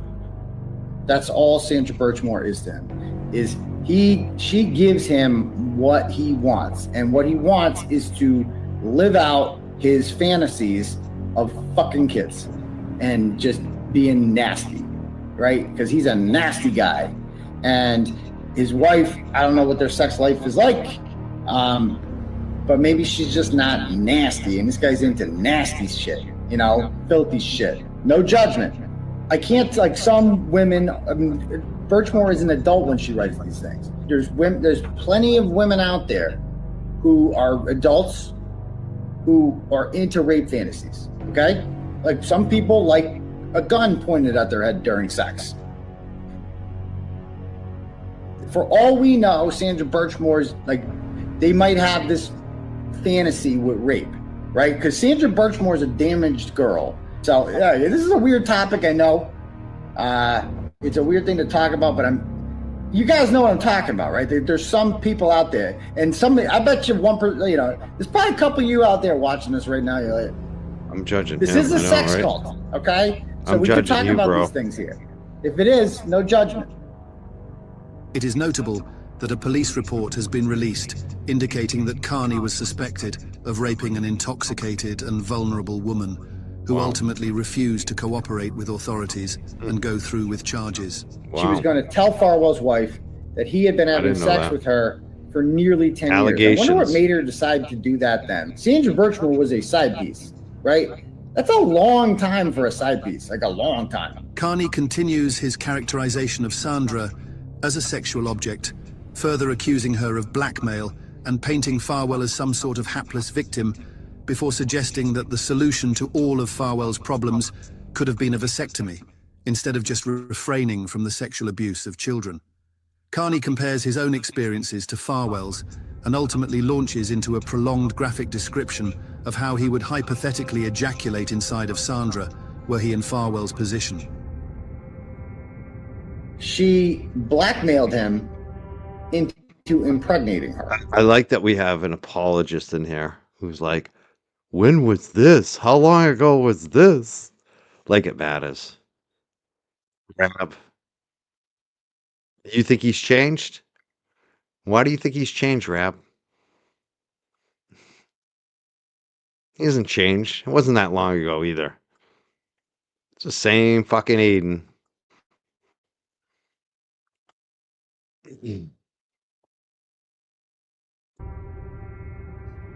I love the writers. They can never acknowledge any of the facts. They always have to do a logical fallacy. Like, how long ago was this?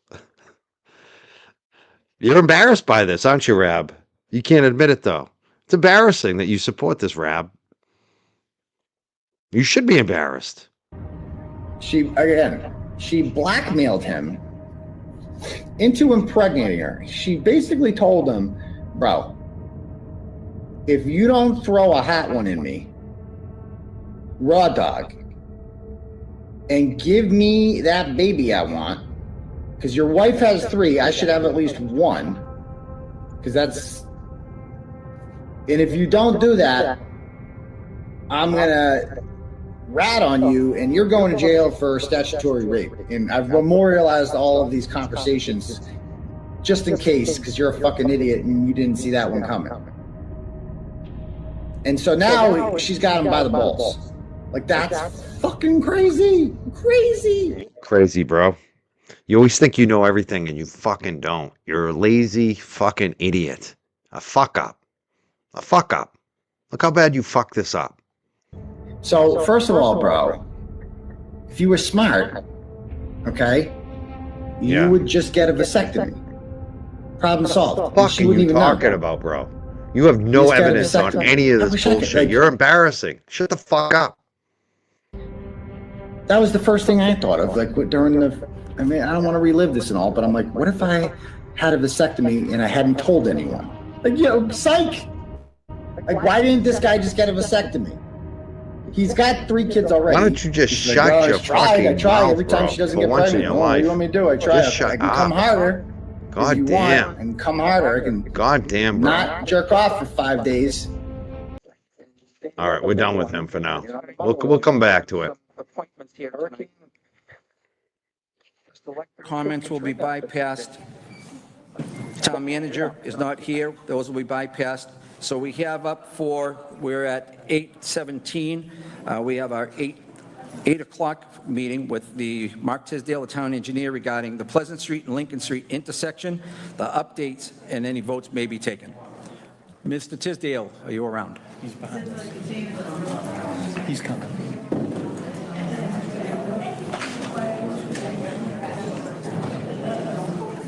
Thank you. You're welcome. Drop it.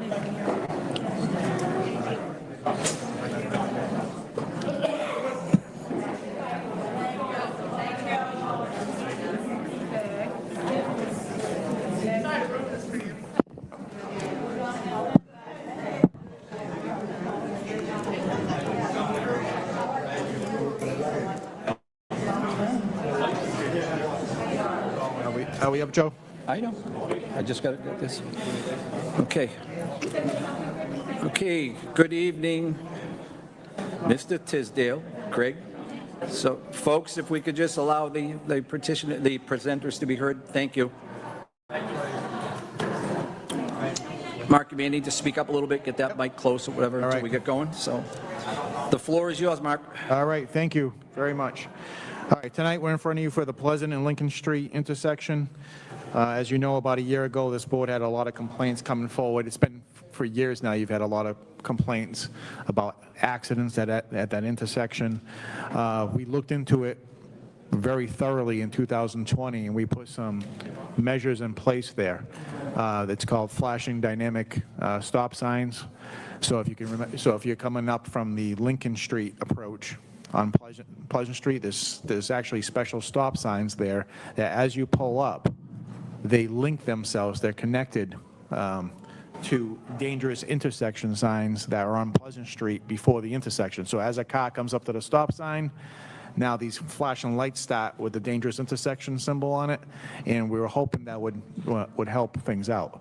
I think when they're functioning very well, they do help out, but we have problems with these consistently functioning well.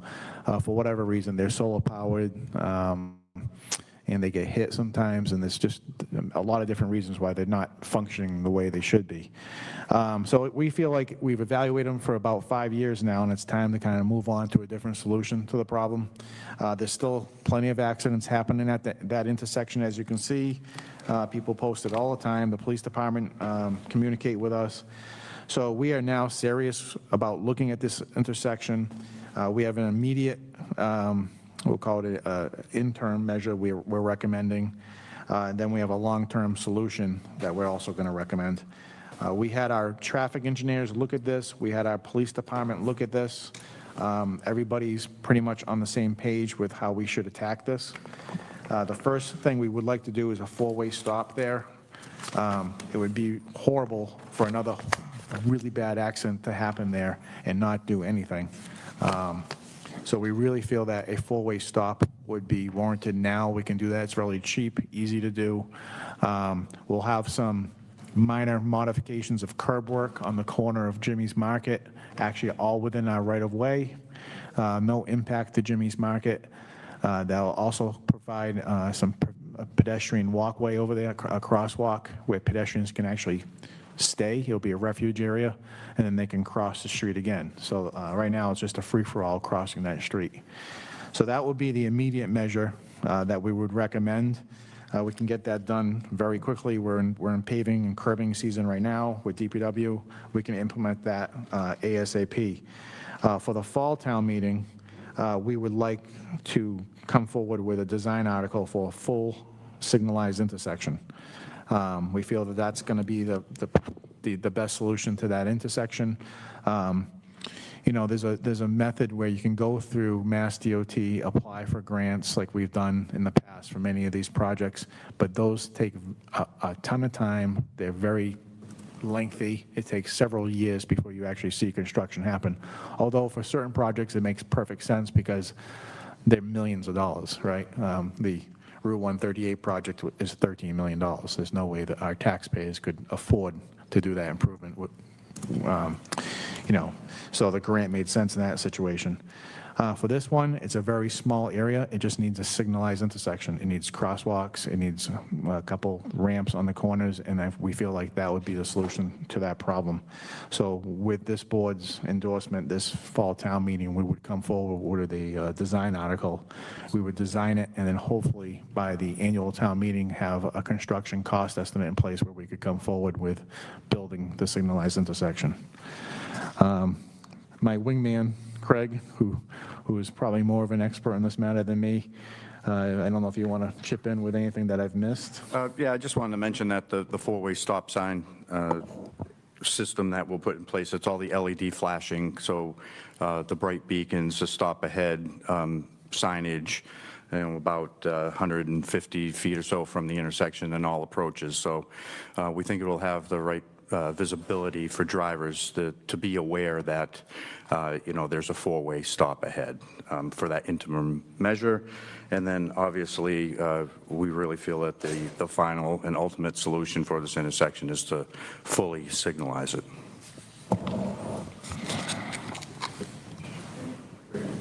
Questions? Yep. Scott? Thank you, Mr. Chairman. Through you. I know. Would lowering the speed limit from Central Street all the way to the square to 25 miles an hour like they do over in Randolph in some sections, I think that'd take a lot of the stroke out of those accidents. Put a couple of cruisers out there after you put the signs up and start pinching them. Some of them will change their ideas that I'm not going to drag my fanny all the way down this road at this rate. You might not even need a synchronized intersection after that. We got to bring the speeds down. That's the thing. They come up out of the square, they're roaring to take that hill. Then they come down the hill into that intersection. And those signs that are there that are flashing yellow, I'm lucky I can see them in the 10-wheeler because they're so high. Figure somebody driving a Toyota or an Acura where the roof slopes down, they got their visor down. That's why you have your accidents. They're too high. You don't see them. It's the same thing about the lights in the square for the crosswalks. They're pisser for the trucks, but the cars with the sloped roofs, they're a little too high. So this is stuff you got to pay attention to. It used to be that the sign had to be like 6 foot to the bottom of the sign because then they figured the cars with the windshields back then. But the cars now, they're way lower and they dip down. They go through there, those things start flashing, they don't see them. They're already, and they're doing 40 from Central Street down, and then they're probably doing maybe more than that because they fly. So I think if we're going to think about signalizing it to a real signal, for right now, if you're going to do four-way stop, put it all at 25, especially on that long run. People dragging their feet through there, they're not going to like it. They might change their minds. Yeah, and that's an option we could certainly consider, Scott. I don't think it's an option. I think it's something that I'm asking for. Yeah. Because I'm not going to allow it to be 35 because 35 breeds 40, 45. 25 is going to breed 30. And then there'll be the violators that'll still do 40. Right. No, it comes down to an enforcement. As long as you have police cars out there enforcing the 25, it should work, right? Like I said, you put the 25 up, and it'll have to be respected. Some of the tractor trailers might not want to come that way.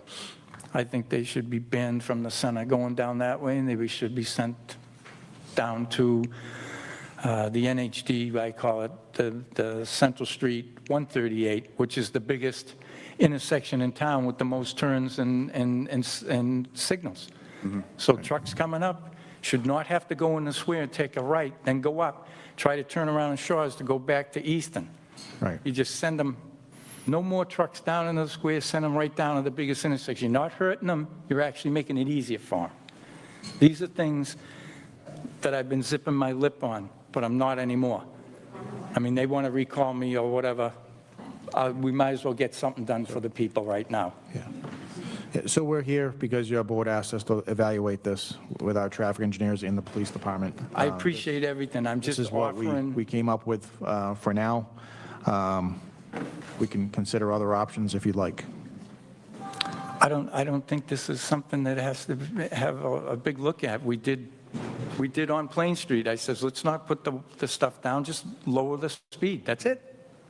Hey, this board is the street commissioners. You can decide that 25-mile-per-hour zone as a board. But I would recommend that we at least take a look at that issue, just with our consultants and with the police department, make sure everybody's on the same page, and go forward from there. Thank you. All set? Yeah. Ms. Roberts? Thank you, Mr. Chairman. Through you to Mr. Tisdale and to Craig. What is the current speed limit on the road? So if we did recommend reducing it to 25 miles per hour, including that four-way stop, what are we changing it from? I understand about the four-way stop, but I don't understand the current speed limit. Because sometimes the speed limits are invisible. I'm going to just be honest. Right. I believe it's 35. 35, yeah. It's 35. Yeah. So it's 35, but people will travel 45 or 50 or more than that. So that's the thing with the 25. It really does make sense. I appreciate the way you thought about that. But some people are just going to still speed 45 or 50. And yeah, they're breaking the law, which is not a good reason. But I just fear that they're going to break the law, and then somebody's going to get T-boned really bad because somebody wasn't paying attention or didn't care about the speed limit. So, but it's a good recommendation. We can look into it and come back with the board. And the second question. I just meant it for the short time.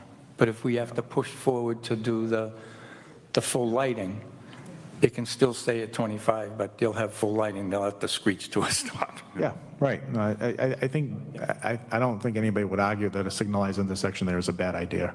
So that's definitely, I think, a firm recommendation from us for the future.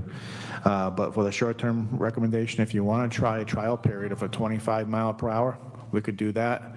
We could do a trial period of a four-way stop or a combination of both. I would recommend the combination of both, the same as what Mr. Carrera stated. Yep. Let's see if that helps. Okay. You need a motion on that? Yeah, so what I would, if you were going to do a motion on that, I would recommend you. Let's wait for a motion before. Oh, I'm sorry. Let everybody on the board before we take a. I jump in the gun. Thank you, Mr. Chair. All set, Deborah? Yes, I'm all set. Thank you. Laurie, go right ahead. Thank you, Mr. Chair. I'm curious, what time of day are the accidents happening at? Like, is that? They're all over the place. They're varied throughout the day. Yeah. And if we move forward with putting in the lights, how much will that cost? That would be what the design would come up with, but when the unique situation is, I'll call it unique, is when you go through these mass DOT projects, the design is more expensive, and then the construction is more expensive. So, but sometimes they get the $13 million. You got to go through that process, right? But for this project, I feel like it's such a small area, and we know what we need to do. We don't need to go through the DOT process, and I feel like we just got an estimate for the Washington and School Street, and it's about $500,000 to signalize that intersection. Plus or minus, it could be a little less because if we go on a state contract and things of that nature. I mean, $500,000 is a lot of money, but if somebody got into a really bad accident, it's worth the money. So that's why we would suggest moving forward with signalized intersection over there. Thank you. I have just a couple questions. Number one,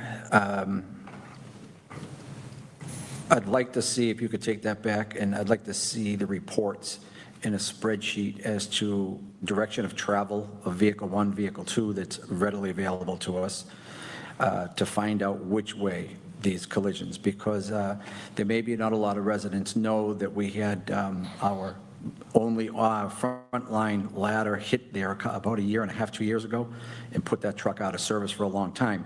The person didn't stop at Lincoln Street crossing Pleasant Street, and when the firefighters got out of the fire truck to ask them if they were okay, the motorist said, "You didn't have your lights and siren on." But the fire truck didn't have the stop sign like he did.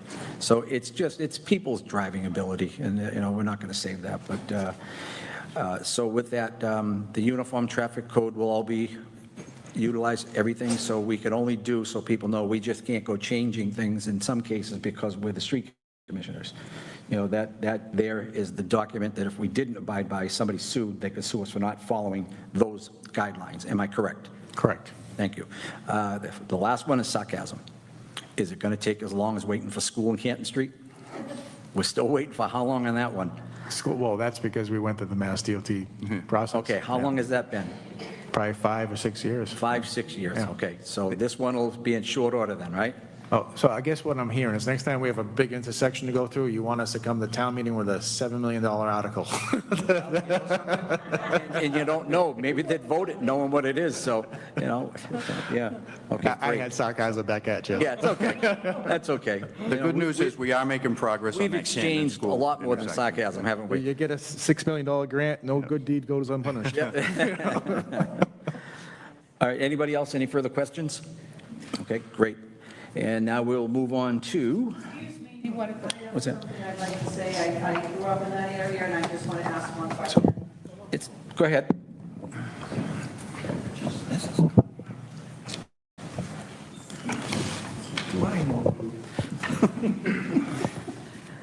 Stephanie Carrara, Precinct 2. I grew up in that neighborhood, and I do agree with my husband on the fact that we got to do something about the truck traffic, especially for the people in Precinct 1. They've gone through enough. And having said this, one night my husband and I were out, and we did see someone jump the stop sign and smash into a car. And how about this? It was Chief Mack that came and was the calling officer out there that happened to help the people. So. One thing I don't know if you guys considered is that there's apartments there and there's kids there. And a former poll worker of mine, when I worked here, she was the crossing guard there. And when you come over the crest of that hill, the woman would have to literally do this. And she was little, and she would jump up and down so the cars would see them, to stop when they come over the hill. Although, synchronized, whatever you want to do there is fine, but I am going to disagree that I think we need to have the lights there. Growing up here, that intersection was always bad. There was always accidents. So I would urge the board to support putting lights there as opposed to flashing red, because, I will disagree with my husband on this. I'm not going to drive 25 miles an hour. I know that. I do have a heavy foot. But honestly, maybe lower it 5 miles an hour instead of down at 25. But you definitely need lights there. Thank you. You didn't prep her, did you? There was no money involved with that statement. No. No, I mean, this is going to be a step process anyway. So four-way, we take it to the next thing planned, and eventually we're going to end up with the lights, because we can at least put somewhat of a Band-Aid by putting the four-way stop. Maybe we're going to prevent some, but in the long term, get the lights put up. But that's going to take this design, it's going to take going to town meeting, being funded, waiting for a period of time after town meeting. That's the only reason I brought it up, is because some of the same issues with Canton and School Street. There's a process that goes through, and it's not an easy process. It's not us just getting a check and writing it. I wish it was. Right. All right. Mr. Chair, can I ask one more question? You sure can. So what's the process that you'll go about, so if we put in the four-way stop signs, and people are not used to four-way stop signs there? Right. And I live in a development where there's one stop sign and trying to cross a four-way intersection, right? But again, for a long time, there's not been stop signs. So how, is there like a promotional plan, a marketing Yeah, plan, where you're going to tell the town that we now have four-way stop sign here, We you will need to pay better attention? pepper this everywhere possible. We'll have probably those signs that DPW has before the hill to warn people that there's a new traffic flow, the stop sign coming up, things of that nature. So we're going to warn people as much as possible. And you know, it's something where we can make this a trial period for a few months. I don't expect this to take a long time, because the schedule would be at fall town meeting, we design a full intersection. And then at May town meeting, the design is done. I have an estimate, and we go forward with construction for the following year. So maybe a year, it's a four-way stop. We could make it a trial period. If we don't like what's happening, we just stop the trial period and keep it the way it is.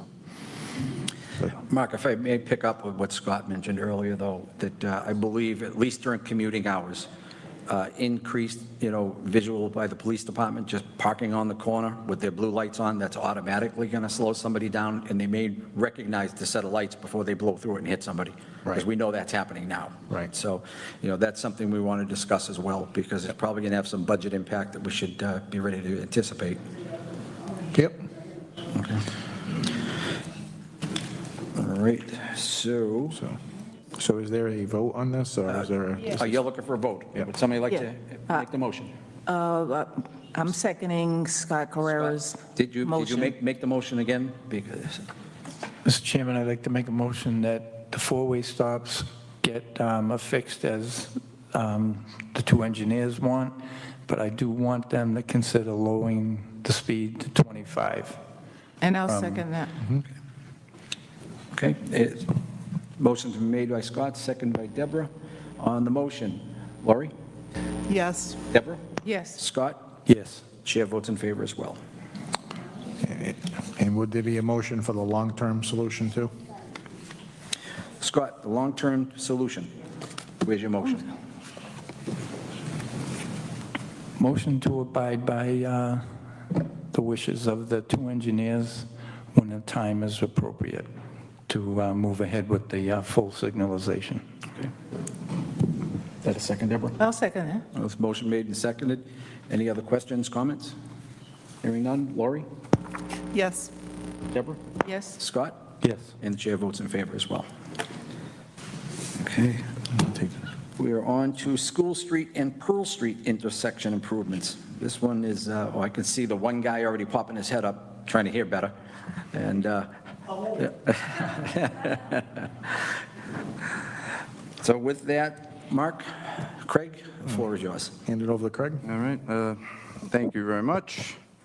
As you know, this is another problematic intersection that we have in town, right outside the front door of Town Hall, where we have an existing four-way stop. The intersection also has a continuous flashing red beacon strung across the middle of it. However, I think back in February, there was a pretty bad accident. It probably happened in January, but it came before the board in February this year, where there was videos of a truck barreling through there. We feel that there's still problems with visibility, even though each approach has the existing stop signs and the flashing beacons. At the direction of the board, we engaged GPI to take a look at those videos, to take a look at the existing area and the geometry and the traffic patterns as traffic approaches that intersection. GPI has made some recommendations, and we support their recommendations. It's to increase visibility for those the four-way stop in that area, and by means of flashing LED activated signage. A couple of the stop signs have flashing signs already, but we'll put them at every intersection, every corner. And then approaching probably about 150 feet from the intersection in each direction, we will have painted on the ground, stop ahead, along with another flashing beacon that says, stop ahead. So that'll be the yellow diamond-shaped signs at those approaches, and then restripe everything at the intersection as well. And then to top it all off, the posts will all have reflectorized tape.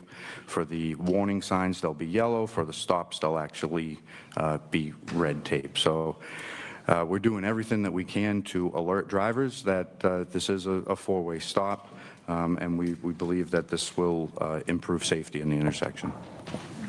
Okay. I just wanted to ask one question that School and Pearl has been, I mean, all these intersections, let's face it, anybody that's lived in this town long enough knows that this problem has come up in the last 10 years anyway. The amount of traffic that's going through this town is unprecedented. I mean, it's ridiculous. And there's nothing we can do about it. It's the side route from Route 24, so they don't have to go north and then go to 128 to get down to 95. So they take the shortcut. If there's a problem on 138, they go down Pearl Street all the way. They find their routes around. We can't, under Mass Highway rules, ban any commercial vehicles on certain roads to keep them off of Turnpike Street, which, as we all know, Mr. Murphy's always talking about Turnpike Street. We can't control those. But what we can control is the update of the intersections. And some of these things I question. For instance, at School in Pearl, there's an overhead red flashing light. You would think people would see that red flashing light. But what I've heard over and over, I was looking at the road. I was looking ahead of me at the car in front of me, which I don't buy, but you never know. That may be the case. I'd like you to look into, and just if it's not feasible, it's not, but that we look at the 4 stanchions of the road, lowering the stoplight from that higher position to one that's more at eye level to the driver's view. But I would also say how many times people have been hit there and spun around it and wiped out fences, lawns, walls, every other thing, that we look to build in a concrete stanchion to get that into the ground, get it above the height of the vehicle so that if they hit it, the worst thing they'll do, knock it down. Maybe we replace a frame instead of replacing the whole thing that we normally do and fixing all the wires. If you're going to be hit, let's get some strong concrete there that would sturdy it up. Then we can lower the light. It's visible to the driver's viewpoint, and they have less excuse for saying, I didn't see it.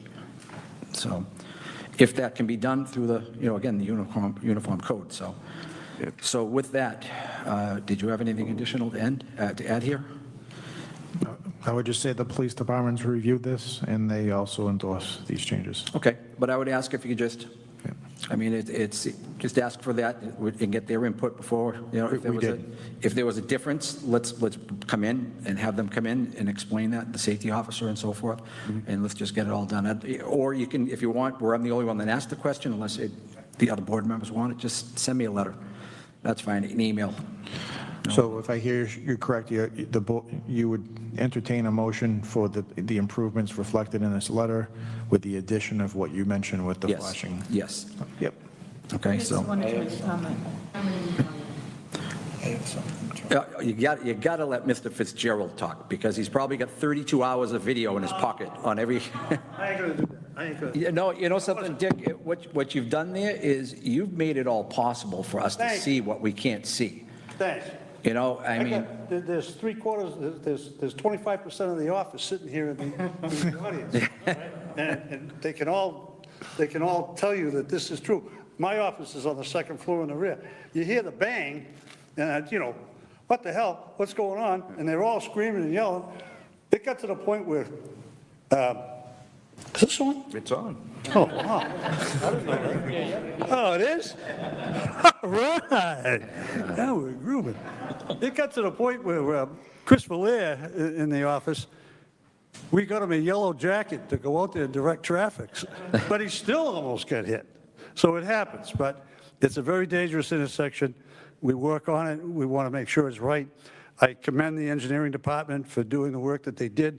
I did get a copy of it today, and I just want to point out one thing.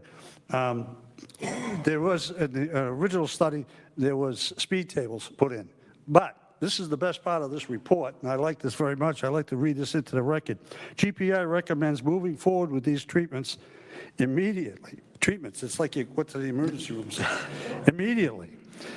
And evaluating crash data at 6 months and 12-month intervals to assess driver compliance. That's going to be difficult. If crash rates do not decrease during this monitoring period, additional traffic calming measures will be explored. That's the best thing there, because it'll be back to you, and things could happen, and you're going to be looking at maybe the speed tables, and I think those would help immensely. This will work. This will help. But being there and watching it and seeing it every day, I come downstairs from my office, you look out the front office, and you look out there, and you see all this stuff, and they don't even slow down. They don't even slow down. And that incident, the incident they were talking about, I have it on my phone. We were all down in the office. We were looking out. If you can envision this, please, there was a cruiser parked on School Street heading towards Washington Street. He was stopped. All of a sudden, we're standing there, and this 80,000-pound septic truck goes through the intersection. I don't think the guy was paying attention. I don't think he applied anything. Didn't apply a brake or nothing. He went right through. He goes through there. 2 seconds later, that officer's lighting up the lights, pulls him over. But they don't pay attention. They don't pay attention. This will at least wake people up. And if I can add one last thing, I told you, it'll only take 2 minutes. One last thing. That meeting that they're talking about, that I came here and I brought forward and everything, that was on February 3rd. All right. February 5th, I was going into the office for my usual coffee order, 2 trays. I'm coming in, and there's a cruiser in the parking lot. I go up to him, introduce myself, how you doing? I said, would you want a coffee? He said, oh, no thanks. I said, well, can I ask a question? How are you here? He says, per orders of Chief McNamara. And that kid has been out there. He's been out, that's right. He's been out there drinking, whatever. But I'll tell you, and he's funny. I'm talking to him. He says, you can see how people do it. He says, they're texting. They're texting on the phone. Oh, I got to go. And he takes off. It works. But thanks for this. Thanks for the heads up. Thank you to the board, Chairman, everybody. Thank you all. Oh, and don't forget the speed limit. Don't forget what you're going to do about the speed limit. I'm waiting. Okay, I'm sorry. I don't want to run the meeting. I don't want to run the meeting, but if anybody's not doing anything, I'll take over. What was that, a little meeting before the meeting? You know what to do? I'll take over. We'd be lynched for that. Okay, any other questions? I know, Scott, you want to be heard. Anybody over here? All set? All set. Okay. Go right ahead, buddy. Thank you. The floor is yours. Through you to the 2 engineers again. I said to Deputy Chief O'Connor when he was here, and I brought it to light, that there's a 20-mile-an-hour speed limit during high school hours up the street. I don't know if you guys checked into it, but I remember voting on it. I think we got to go from the courthouse intersection back towards the square, 25 right to the square. The lights will work. We won't need speed tables because the speed will be 25. The 20 at the high school won't need it because everybody will be 25 slow through. So that's something you can look at. It says right in here, this is my favorite thing. The analysis indicates that vehicle speeds could be the problem. No way. No way. So, Mr. Chairman, I don't know if we need a motion. We would need the same motion we did earlier. Yes, please. So, is that your motion? Mark, Make the motion, you please. want me to make the motion for the packet information and then just add in the speed? Yes. All right. And Joe's Mr. recommendation. Chairman, I make the motion that we approve the packet information that the engineers talked about and add that from the intersection at Central in Pearl going south will be 25 all the way to the square. Well, Is if I that could motion just, what you needed? the motion I would prefer, Scott, would be the measures in the letter. Split 'em? And then evaluate the 25 and come back to your board very soon with a recommendation on that. Because I don't think we can just say 25 right now. We'll do that. Like, we got to look into MUTC and other requirements. Okay. You okay? You'll take that motion? Absolutely. Okay. All right, is there a second? I'll second. All right, any further comments, questions? Hearing none on the motion, Scott? Yes. Deborah? Yes. Lori? Yes. Chair votes in favor. Thank you very much, gentlemen, unless you have, oh, you do, I'm sorry. Fiscal 27 Fall Town Meeting discussion.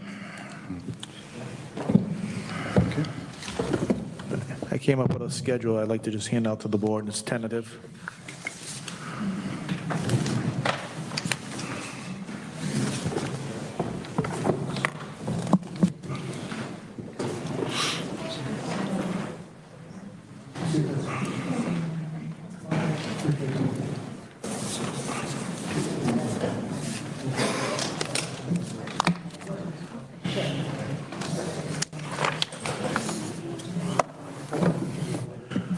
Okay.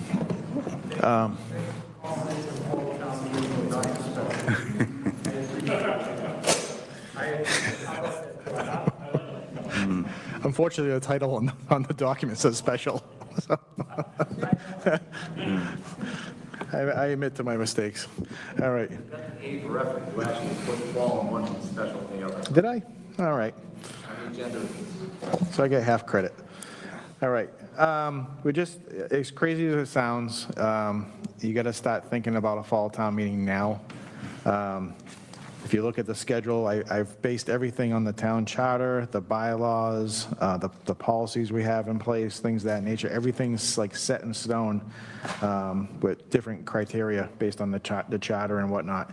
So if we want to hold a special fall town meeting on November 16th, which is what we recommend. Again, we're looking into the availability of the schools. I've already emailed the schools, and I'm waiting to hear back from them. That's the week before Thanksgiving, and you backtrack all the requirements and all the charter requirements. You would need to open the warrant mid-September, about September 15th, which that's not too far away if you think about it. And then from a management perspective, we need to start getting articles from department heads at the end of August, the beginning of September. So this is why we're doing this right now. The need for a fall town meeting, which is always the question people ask, is several reasons, to be honest with you, of what I know right now. We have our water main replacement projects. I know there's going to be a couple water mains we need to get on board. Our annual roadway paving program, we've come up with the reasoning for that in the past, so we can get the contracts underway, so when the spring comes, we can start paving. We'll have a zoning bylaw for the Sinai Hospital site. And then we have it was already talked about tonight, the Canton and School Street intersection, some right-of-way articles and things of that nature. And then we also have the Lincoln and Pleasant Street design article, which is very important. So we do have a good reason for a fall town meeting, several reasons. So review the schedule. There's nothing you need to necessarily vote on tonight. I just wanted to kind of brief the board on what the tentative schedule would be. And we're shooting for a November 16th meeting date at this point. And I don't think we should set that until I get feedback back from the schools that the school is available for that date. Okay? No vote needed, just more informative. Unless you have an issue, like right now, this would be a good time to tell me. Well, that's what I was just going to ask, because, we do these, and we say this is for information only. We don't talk about it for 6 months, and then, you're barraged with changes. So if, and I would ask if first let me ask, does anyone have questions on this? Scott, you got any? No. Deborah? Lori? Questions, this is a typical schedule.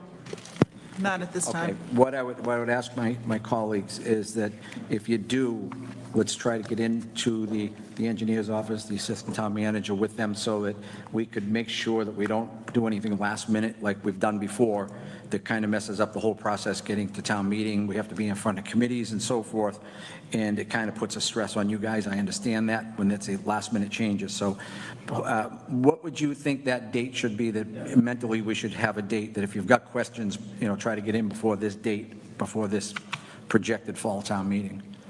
What would you think? I would love to see questions by the end of August, if possible. Okay. Yep. So we've got a month to get that done. So any questions, and, or if you need more information, I know you probably will get some more information. Yeah, so, okay, great. So no votes needed on that one. Okay, so thank you, gentlemen. All right, thank you very much. Appreciate it. Very much. Great job. And we will go into, Ms. Roberts is getting up on deck for our public hearings.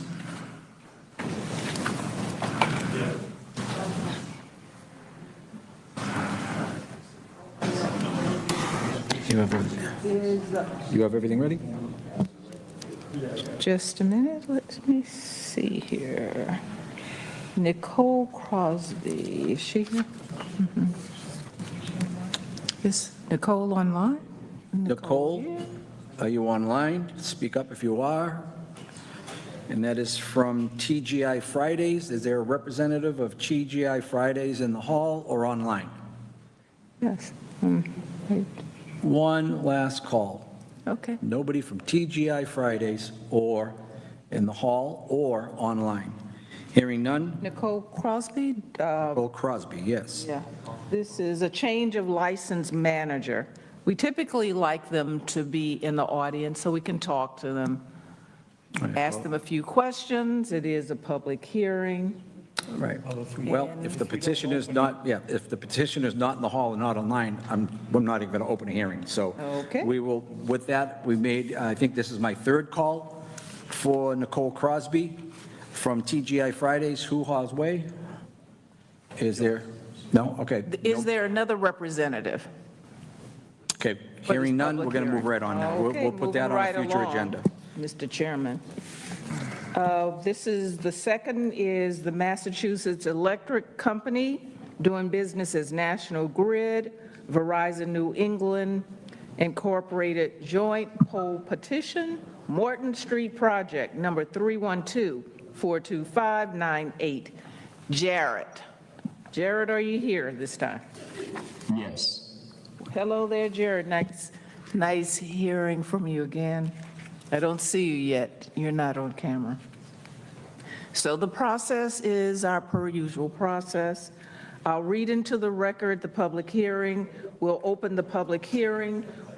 I accept a motion from the board. I'll read the reports from the departments, and the select board members will ask the questions. Then the citizens are open to ask questions. You can summarize, Jared, and then we'll close the public hearing and take a vote. So first, let me read into the record. A public hearing will be held by the Select Board on Tuesday, July 28th, 2026 at 8:30 p.m. to consider the joint petition of Massachusetts Electric Company doing business as National Grid and Verizon New England Incorporated. Request permission to locate poles, wires, and fixtures, including the necessary sustaining and protecting fixtures along and across the following public way. Morton Street, National Grid to install one JO pole on Morton Street beginning at the point of approximately 200 feet south of the center line of the intersection of Wyman Street, Sumner Street, and Morton Street. National Grid proposing to install 145-foot CI2 pole to service new pole on Morton Street in Stoughton, Massachusetts. Project number 312-42598. The hearing will be conducted in the Great Hall, 3rd floor, Town Hall, 10 Pearl Street, Stoughton, Massachusetts, and/or virtually and via Google Meets, and may be broadcast via Stoughton Media Access Television and live stream. Google Meets video link and telephone connection for the public comment available by calling the Select Board office at 781-341-1300, extension 9212, or email gpereira@stoughton-ma.gov, per the order of Joseph McCrisky, Chair of the Select Board. A motion to open the public hearing. So made, Madam Chairman. Second. All in favor? Aye. Aye. Aye. And I vote aye as well. So first, I will read the department responses. This is from the engineering department. A double pole located, he approved, a double pole located directly in front of Town Hall at the intersection of Pearl Street and Morton Street has been in place for several years and must be completed as soon as possible. Any other double poles in town should also be resolved in a timely manner. That's the comment. Next is the fire department. That was approved. Police department, approved. DPW, approved with a comment. Please remove excess dirt, debris from the sidewalk. And that's what we have. Are there any questions from the Select Board to Jared? Seeing none, any citizens? I see Mr. Ventresco. Please move forward, state your name and your address, please.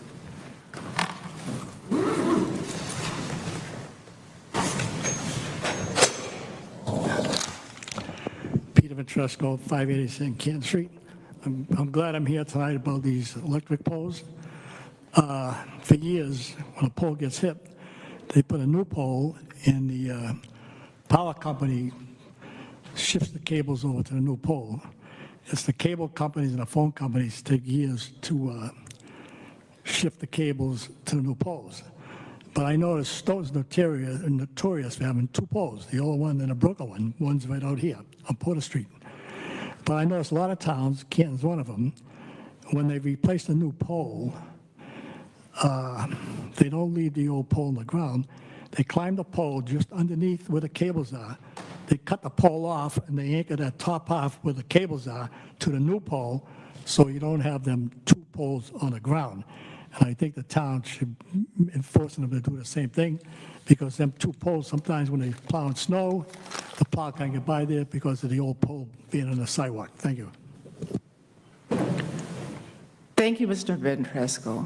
Are there any other citizens' comments in this regard to the public hearing?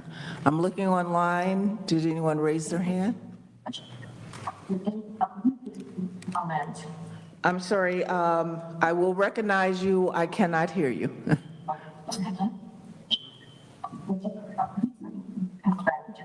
I'm sorry, I will recognize you. I cannot hear you. Madam Chair. Okay. So there's static on the line from the caller that wants to speak on the issue. Madam Chair.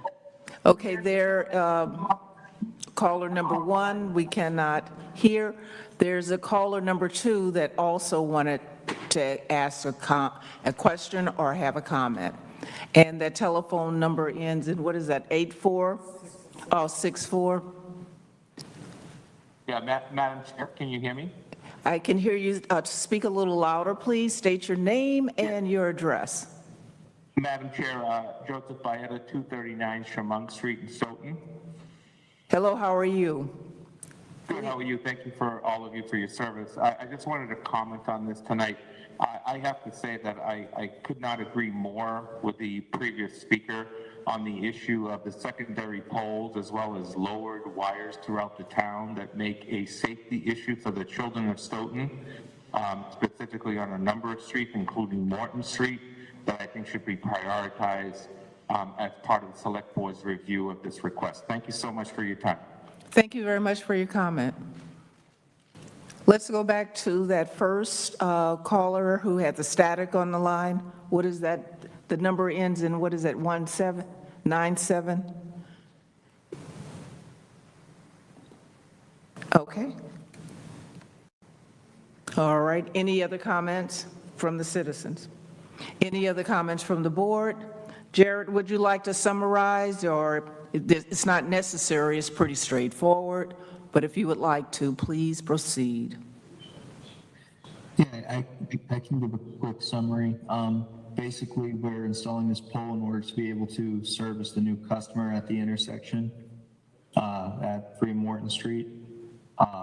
We weren't able to use the other surrounding poles, so we had to request this new one be put in. Thank you, Jared. Okay, if there are no further comments or questions from the board, I will accept a motion to close the public hearing. Motion to close, Can Madam I get a Chairman. second on that? Second. Thank you, Ms. Jakes. All in favor? Aye. Aye. Aye. And I vote aye as well. What is- Motion to approve the application. Second. Thank you. All in favor? Aye. Aye. Aye. And I vote aye as well. So thank you very much. Thank you, Jared. See you next time. Thank you. Have a good night. Good night. I return the gavel back to you, Mr. Chairman. Thank you, Deborah. Okay, so the Climate Action Committee, they only needed 10 minutes, and on a normal schedule, that would have been great, but they would have been here a long time for their 10 minutes. So consultation with the Assistant Town Manager, yes, they requested to be put on the next agenda. Gilda, could you take care of that, please? Okay. And that goes to the consent agenda, items A and B. Is there anyone that would like to pull any of these here? Yes. Okay. Scott? Scott, go for it. 10A, June 23rd, 26 minutes. Okay. Okay. Oh, I was going to pull that, but I would also like to pull 10B, the one-day alcohol license.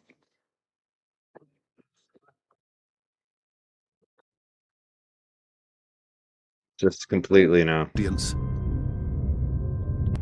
Welcome aboard, guys, to the sex cult, as we call it here. I mean, Sandra Birchmore has agency. Like, I'm not going to act like, like a lot of people are like, well, she, like she was nothing like Sandra Birchmore did choose to do these things, but she did have sex with these guys, right? They wanted to fuck her because they knew she was damaged. Because they knew that, like, because she's damaged mentally, she's easier.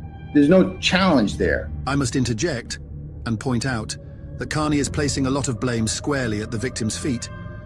He points out her agency and claims she chose to do these things being sexual abuse, starting when she was just 15 years old. He then refers to her as damaged, essentially stating that she was victimized because of a deep personal defect and damage. In reality, the blame lies only with her abuser. His personal defect caused Sandra to be victimized, and the only damaged one is the adult who chose to prey upon a teenage girl. He was at all times the adult, and as a police officer and instructor, in a position of power and trust. Carney does not appear to grasp this, and seems to sympathize with Farwell multiple times throughout his video, despite Farwell being a sex offender indicted for murdering his victim. He goes so far as to voice his suspicions that Sandra may have been setting Farwell up to get busted for rape, completely glossing over the fact that Farwell did, in fact, rape her. Oh my God. That's not a date I'll ever forget. This is just like, the sound, like the fact that she said it like that, it almost sounds like she's setting him up.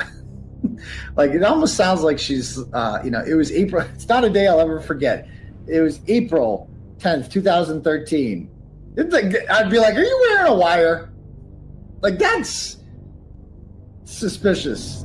Like, it's not a date I'll forever get. April 10th, 2013. She like puts it in writing. And this is the other thing that makes it sound like, bro, are you wearing a wire? Like, I was scared to say no. It's just like, it's like, that's the exact type of thing that you write and put in writing on the record if you wanted to get him busted for rape. You know, it's just like, and this guy doesn't pick up on it. It is at this point that Carney begins to dismiss paedophiles as mentally ill, while also explaining that in his opinion, having sexual thoughts about children is permissible, but acting on it is not. It sounds quite a bit like a man who may someday be exposed for having such thoughts, perhaps via child pornography in his devices, and wants to minimize the thoughts versus action. If people have thoughts in their heads like that, about like getting turned on by kids, and that's what a 14-year-old is, they're a kid, right? They have a disease, in my opinion. Like, they have mental problem. And it's not a crime to have a mental problem. I have these thoughts in my head. I think 14-year-olds are hot. Like, it turns me on. Like, just does it for me, right? The problem is when you fucking act on it. Like that, and that's what Farwell's into this shit, and he acts on it. It's just like a magnet, you know what I mean? Like, so I guess eventually, like, you can suppress these thoughts in your head about what you want and try to pretend like you want something else. But eventually you're going to suck a dick. Like, it's science. That's just how it works, right? They're like, bro, I have these fucking thoughts in my head, and I'm worried I might act on it. And I don't want to do that, because then I'm going to go to jail. So how do I fix this shit? Like, fix it. Carney is preoccupied only with the threat of jail that comes with preying upon a child, and not the aversion to harming children. He speaks only of the consequences to the offender, never about the harm to the victim. He then continues on to characterize Farwell's proclivity for harming children as some type of kink, and speculates that perhaps Farwell's wife simply did not meet his sexual desires, forcing him to prey upon a child, before positing that perhaps the abused and ultimately murdered Sandra had a rape fantasy, as he claims many women do.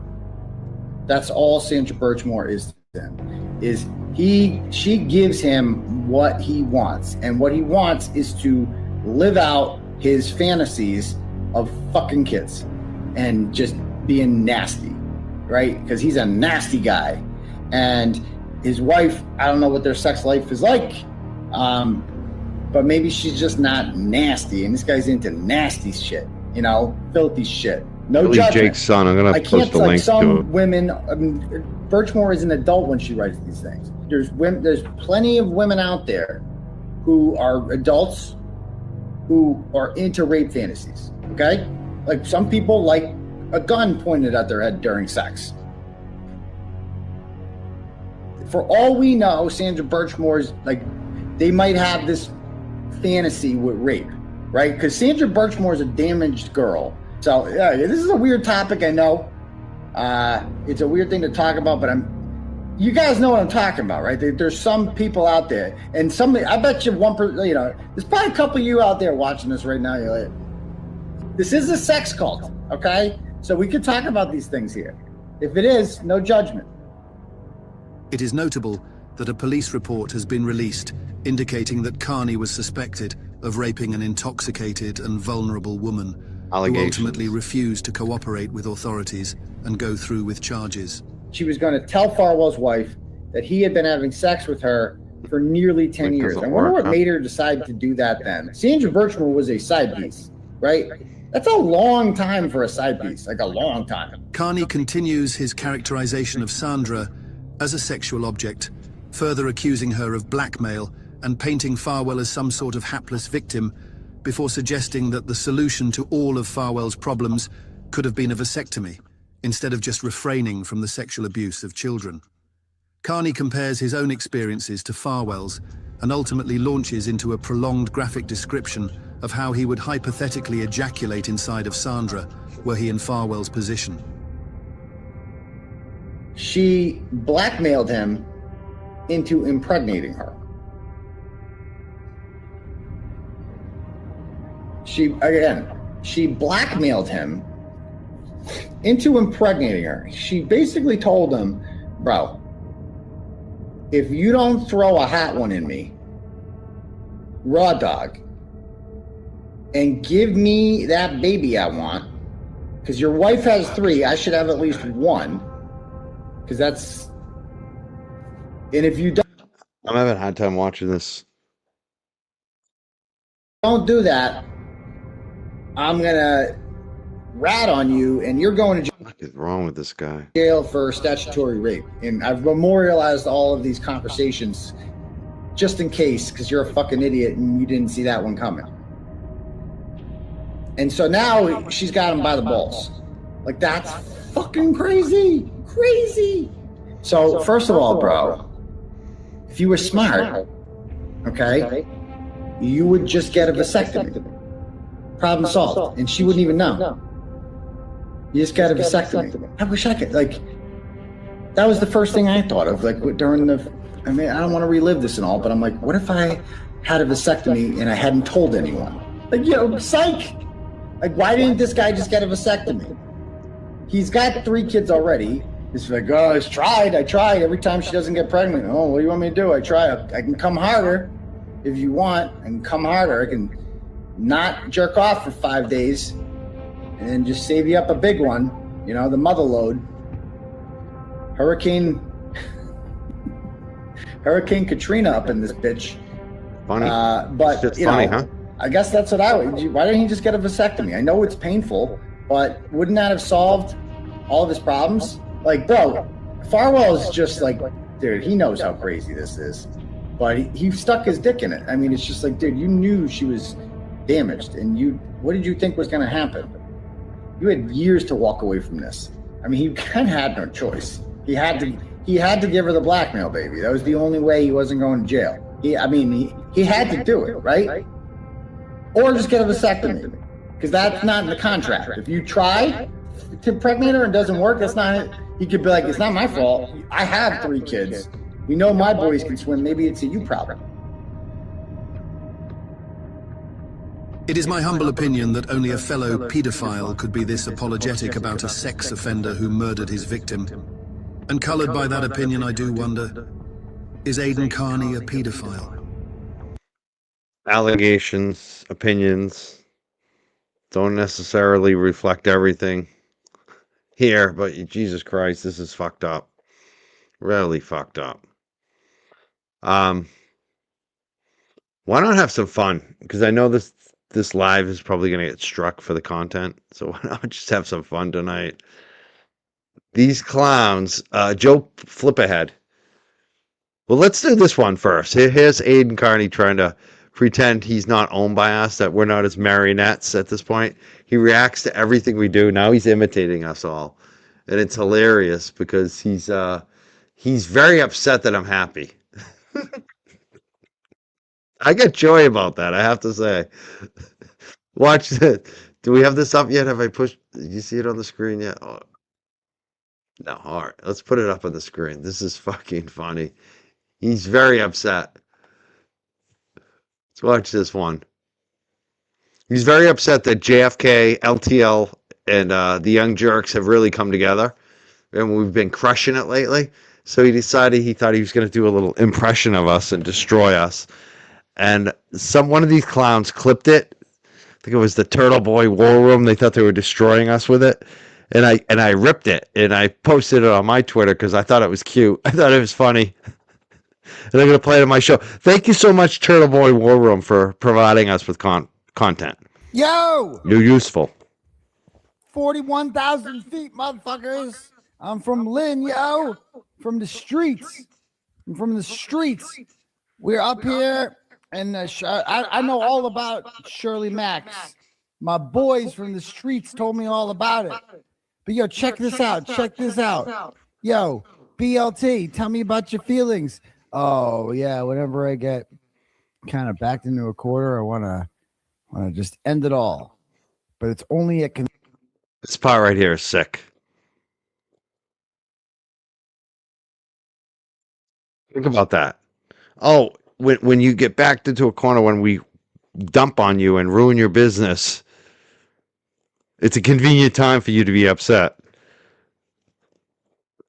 Oh, when you go through struggles and traumas, it's not a convenient time to have mental health issues. It just is what it is, bro. Convenient times when people are being mean to me or just kind of want attention, and I'm not getting attention, and I get attention by just talking about my brother. And I only bring that up when I'm kind of like losing an argument or something like that. No, that's not true. Not true at all.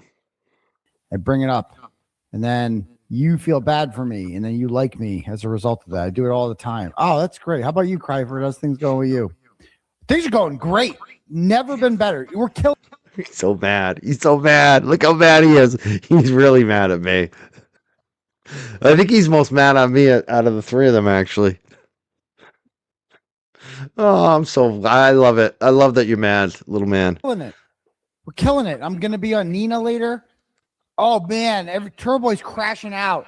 You are crashing out. And dude, the Nina space, did you notice, Turtle Boy? When I showed off the fucking numbers that came in? If it was you, you'd be crowing about that, wouldn't you? You'd be like,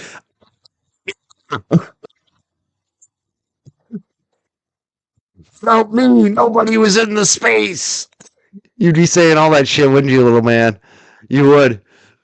You mad that Nina fucking got a lot of views that day when I went in there? I think so. You're very upset about that. I love it. He doesn't have the views. He does. His views might be up. Are they up? There's a lie. We got you in a little lie. 2 lies. So you did your little limitation, and you came with 2 lies. One against Brian, and one about your views that aren't up. Your views are down, bro. Your views are not up, and you're still crashing out, just doing drama. That's all people are watching. They don't give a fuck about you, about your case. They care more about what I'm fucking saying about your case. Than that's where the excitement is. Fucking clown. Your views are up. Your views are not up. Nobody's fucking saying your views are up. Your views are down. Every single metric. And you keep buying those subs, don't you? That's why you stay at 163,000. You never go down. Even after Machado, after all the bunnies left, after you lost just against Nurse Kim, you got so many negative comments you had to fucking capitulate this morning, didn't you? You had to call her up immediately because you saw the comments in your chat. But I bet you're still at 163,000 tonight, aren't you? He might be. I might be only getting 100 people in my chat, but do you see all the comments? They're real. It's not fake. They're real. Unlike his, it's all fake. Okay. Okay, dude. Okay. Okay, let's move on. Let's move on. Anyway. Oh, anyway. Okay. Anyway. Yo! Let's do this. Can we do this in slow motion? No. I'm going to stop. Hold on. Yeah, let's try this in slow motion. Let's see how he sounds in slow motion. Get the volume on? 41,000 feet, motherfuckers. I'm from Lynn, from the streets.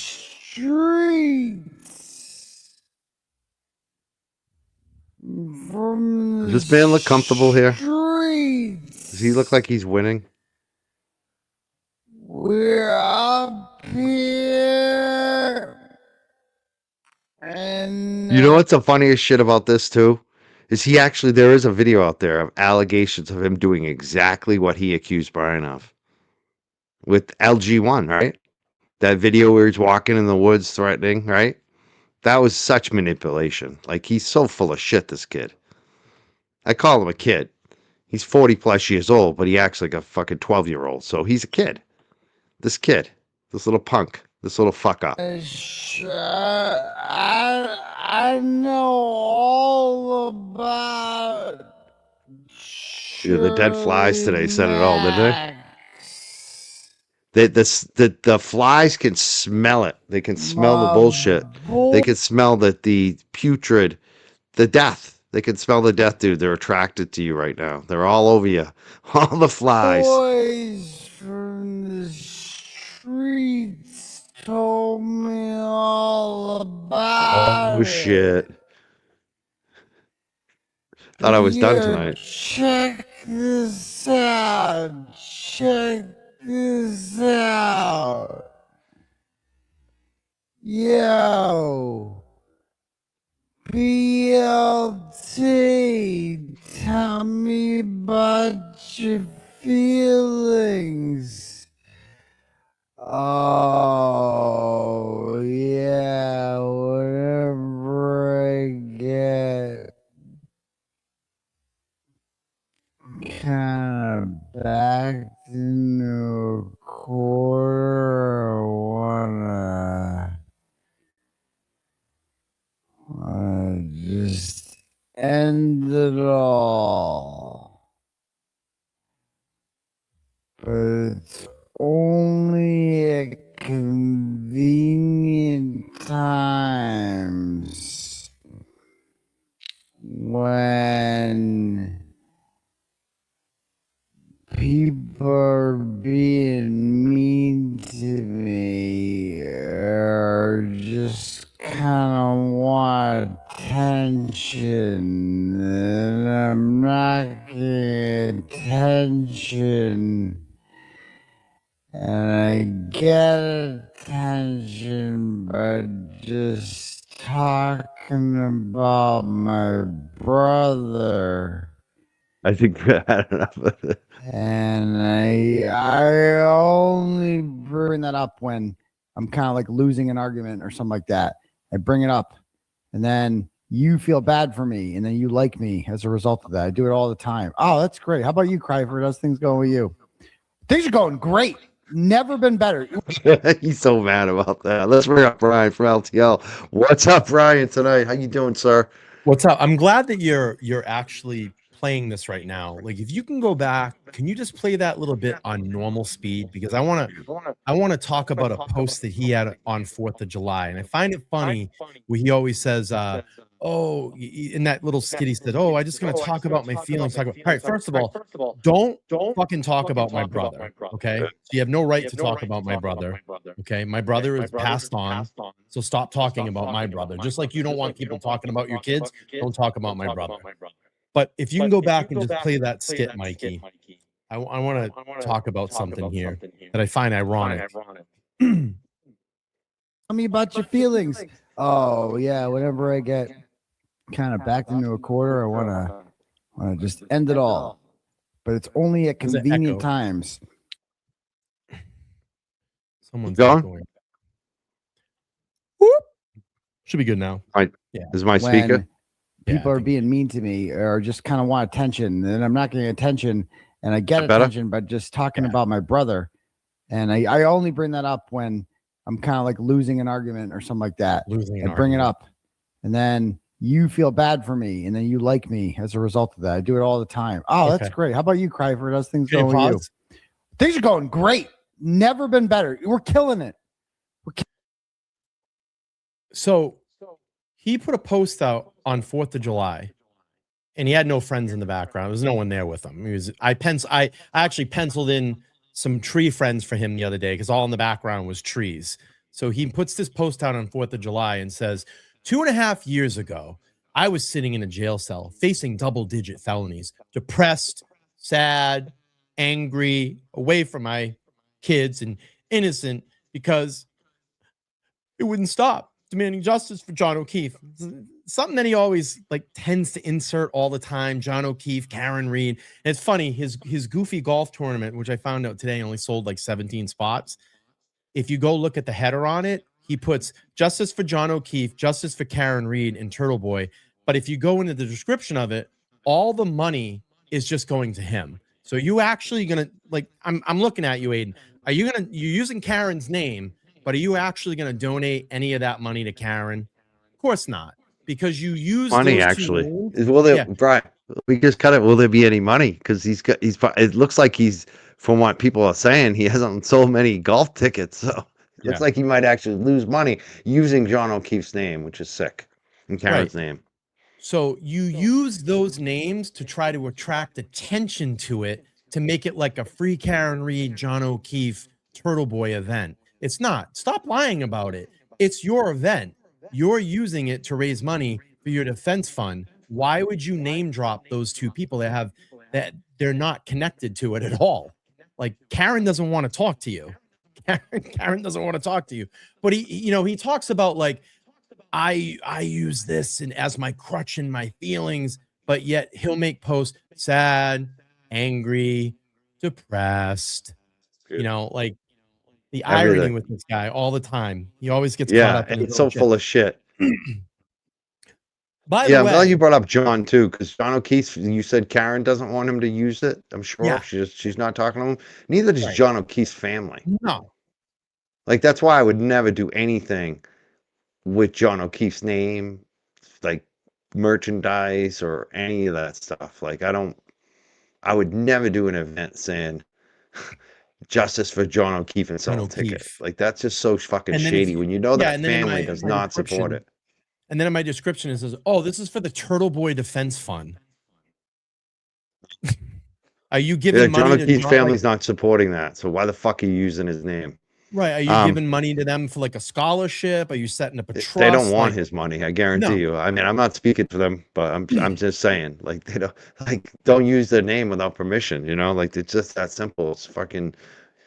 But yeah, I mean, it's funny too. He always brings up the fact, even with Nurse Kim and all this stuff going on, everybody he does it to. He's like, I'm looking at 80 years in jail. How dare you have any life and do anything? But then at the same time, he says, there's no way I'm going to jail. I'm going to beat this. Yeah. So which is it? Is there no way you're going to jail and you're going to beat this? There's no way you're going to lose? Or is it, oh, you're looking at 80 years in jail and everyone should bow down and support you? Like, which is it, dude? Because that's the thing about you. You speak out of both sides of your mouth a lot. You say one thing one day, whatever is useful to you. It's just so full of shit all the time, and I'm tired of it. I'm tired of pretending this guy isn't full of shit 24/7. It just is. And apparently Nurse Kim, I guess, walked back everything today. They had a private conversation and everything is okay now. Yeah. Oh, by the way, I got a lot of tea on Will Henry today. Someone reached out to me that knows a lot about him, and I'll be talking a lot about that tomorrow night on my show. So Will Henry, if you're watching, tune in tomorrow, 7 p.m. Eastern Standard Time. I had a lot of things that came up about you today. A lot of things. So That's about it. Giving it away. We'll be discussing that.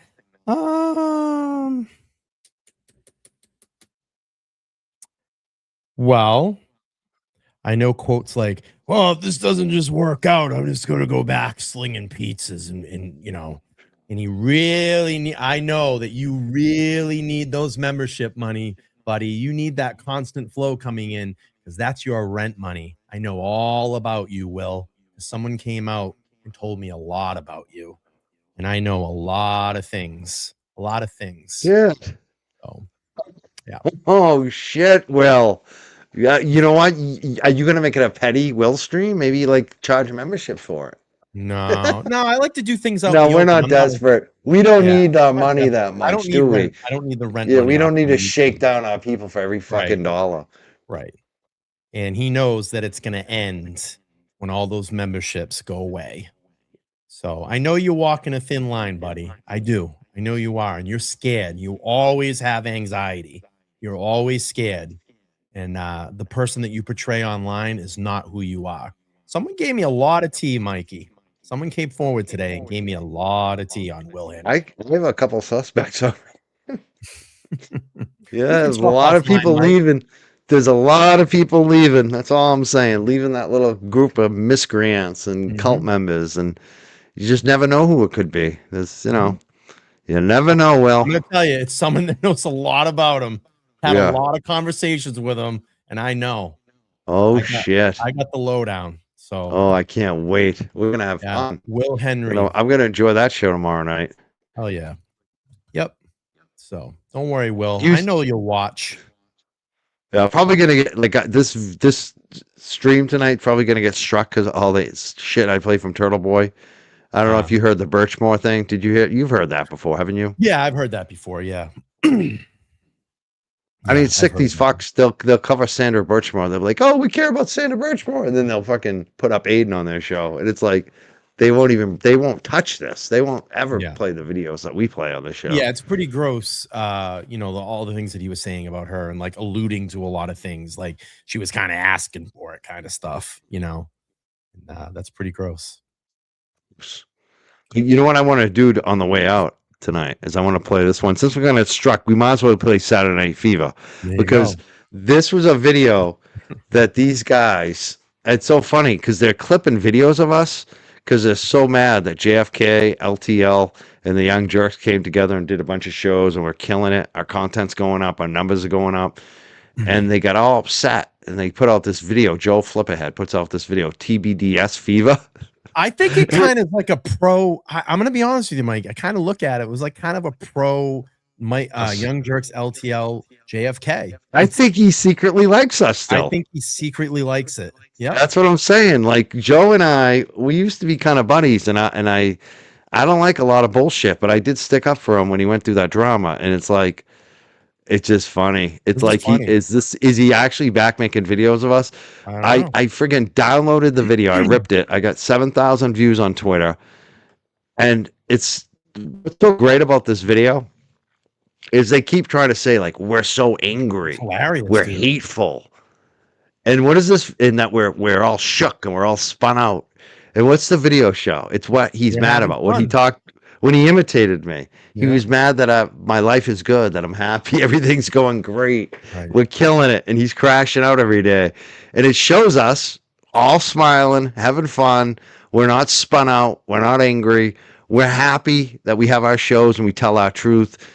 And we're happy with this combination here. LTL, Young Jerks, JFK, it's been working. It has been working. Mm-hmm. And I just thought it was hilarious because it even the opening line to it, like it just the whole thing. I'm like, does Joe Flipperhead really like us? I think he does. That's the question in the chat. Do you think Joe Flipperhead made this for us because he secretly still loves us, but he can't let Aiden know? I think it's funny.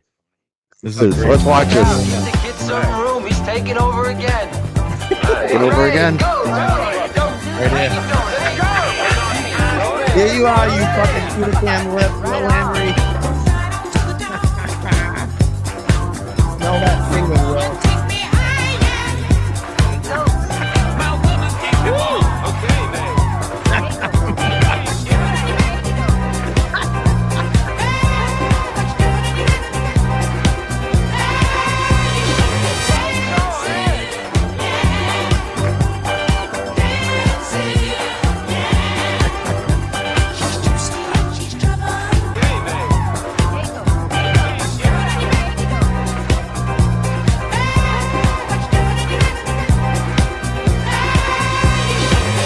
The hoodie. You know what's so funny though? It's like you ever imagine that they would have a video like this where they're actually smiling and having fun? You compare the images between Turtle only smiles when he's talking about the Sandra Birchmore stuff we just played, where you're not supposed to smile, where it's like, what are you smiling about? Right. You know? It's just the difference between them and us. It's you can feel it. You can feel it. I wonder what he's doing tonight. Is he crashing out? He's still going at probably gonna go after me and you, like always. No, it's titled. Well, of course, yeah, of course he's gonna go after us gonna tonight. be a segment of us in there. Yeah, he's gonna call me Cryfit again.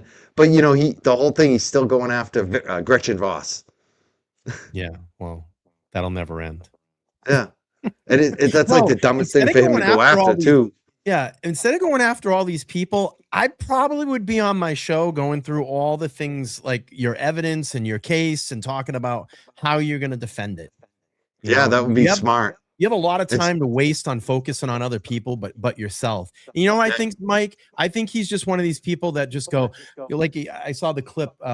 He paid what $170,000 to his lawyers. I think he's just like, oh yeah, well, just take care of it. Like, You know, and that's the difference between him and Karen Reed. Karen Reed was so Focused. so close to her case. Like She was so focused on it. So focused. Yeah. And this guy That's the thinks difference everything's a between joke. him and them. Yeah. And Aiden gets focused on the wrong shit, I think, a lot of times. And it's like, even when he's focused on his case, but like this whole Gretchen Voss thing, it's not, the whole thing is a terrible look for them. I don't know why, even, I mean, why you bring more attention to it, number one. You look like shit. The texts are all out there. Have you read the text? I have. I haven't read them. Yannetti lied to everybody. I mean, let's just be fucking straight up for once, people. Yeah, I haven't read the text. We raise fucking money for this defense and they're fucking lying to us. You know? I mean, Yannetti straight up said to the media, I'm not talking to Aiden Carney while he's texting Aiden. I mean, that's scandalous. And that's what's reported. That's the main thrust of Gretchen Voss. And they keep bringing it up and thinking attacking her is going to help. All it's doing is bringing more people to read this shit. And I'm saying almost probably the mildest shit that's in there, but that, I don't know. People, this is not all of it. It's going bad for Karen. It's because of fucking Aiden. And I feel like it's because of some of the lawyer bullshit too. Like, honestly, like what the fuck were they doing? Again, I haven't gotten to read any of the text messages, but I don't think the article helped anything. And Like, I almost question, should I just go through every text message on this show and show people, because people are in a fog about this. They think attacking Gretchen Voss is going to help. It's like, are you actually paying attention? What's going on here, people? Where are the text messages posted? Look at the KP Twitter and all those people. They have them. They have a whole Google Drive. You can look through them all. I didn't look through them all, but I looked through some of them. When I saw was pretty bad. It's pretty bad. And so it's like, why are they, like, you don't see, that's the difference between Alan Jackson and Karen. You don't see them spouting off on Twitter about it, bringing more attention to it. The last thing you should be doing is talking about it. You should just shut the hell up. Maybe give one written statement if you feel the need, but Jesus Christ. Needs to stop bringing Karen's name up all the time. Yeah. And stop fucking it up for Karen. It doesn't. I mean, that's why I call him the fuck up now. Like, everything he does is F up everything for her. Yeah. And everybody he's around. Yeah, that article did not help. And then they turn around. I'm sorry. Because then they turn around and point and say it's our fault. Yep. Like, he's trying to blame New Jersey on me. Like I had something to do with it. I had nothing to do with New Jersey. I warned him. All I did was report on it. It's your fault. Yeah, it's my fault. It's my fault you did all that crazy shit to that woman in New Jersey. How about taking some fucking responsibility for yourself, dude? Like, he acts like a 12-year-old. Like, he's the type of person that would go to the fucking cookie jar and eat every cookie out of it.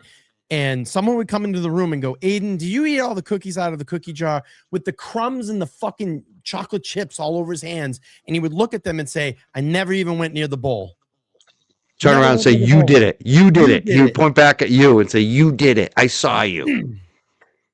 You ate every cookie. He would turn around. I mean, that's what he does. He blames everybody else for everything that he does. Yeah. And by the just way, even like what he did with Nurse Kim on the apology shit. He still called her. What do you call her? Slow? I don't know. He know. called her fucking slow on his. All I caught was he's got a fly dilemma. Hey, asshole. This is homeownership 101. You probably got something that crawled up in your fucking wall and died. You probably have a field mouse or a squirrel that went in there because you're like, there's hundreds of them. You know, that's part of being a homeowner is pest control. So you got to get in there and fucking seal off all your entryways. Make sure you're spraying out the outside ground. This is all part of homeownership, dickhead. Like, so you probably got a fucking squirrel or a mouse or something that went up, or the windows open. I mean, even before that happened, a couple days ago with his air conditioner, I was like, look, dude, there's a gap in your air conditioner. Bugs are getting. I said that. Like, I keep fucking giving this guy advice. Like 3 days before the flies came in, I said, there's a gap in the window. You got to fix that. You want me to come over and fix it for you? I said it on my live stream. And you know what? Like, sometimes you even see he's got the window open without any screen. It's like, dude, that's how they're getting in. Well, that's how they're getting in. Or you had something that died inside your wall somewhere and it's decaying, and that's what's it's not that hard to get rid of that shit. I deal with that. I got ants too. We had a little ant infestation. I destroyed them. It was, and you just make sure it's clean. I don't think he has any cleaners. He probably should get a house cleaner too. Yeah. Just saying. He doesn't look like a guy that likes to clean. Yeah. I mean, did they fly in and lay eggs in here? I mean, come on, bro. Just the way he acted, though, is the hilarious part. We should play that. Elise was playing it all day on her show. Bring it up. I'll sit here for a minute. Yeah, And the I think funny I'm thing done with about the it- flies. I think I'm done. I think I need another night off, even though I'm live right now. But yeah, I'm surprised he didn't blame it on Meredith. It's Meredith's No, fault. the flies? Yeah. Or New Jersey. You know, at one point, the Boston Magazine, they like retracted something and they changed it. They blamed it on Meredith.